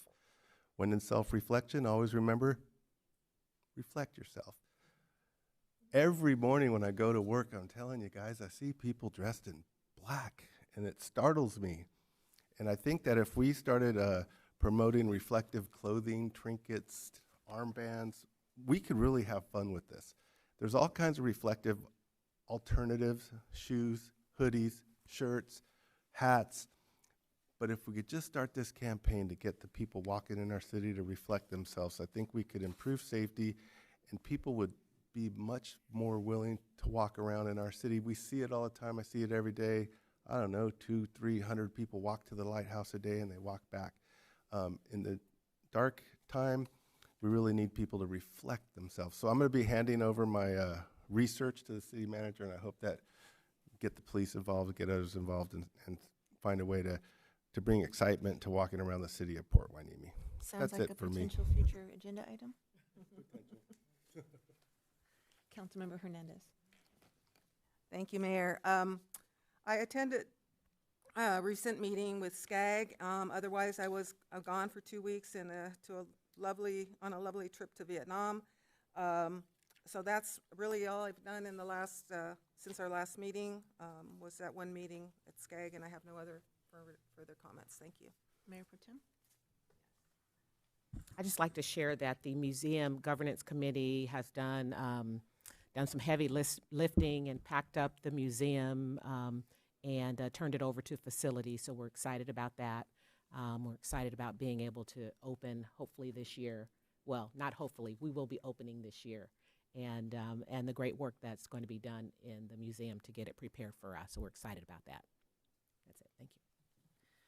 I attended all the meetings that I needed to, but nothing really to tell that's really of any interest for our city. I do want to say happy belated birthday to our city manager. Who had a birthday on.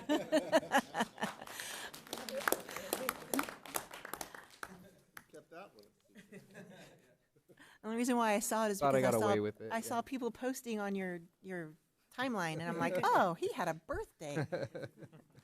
And that's all I have. So we'll move on to requests for future agenda items. I would like to remind council, just as a friendly reminder, the staff has a lot to do. So please bear in mind their busy agendas and busy schedules when requesting future agenda items. Councilmember Martinez, you had 4 last time, I would like to note.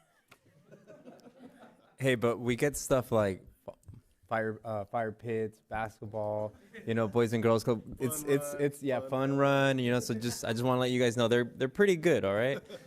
And this one I think is very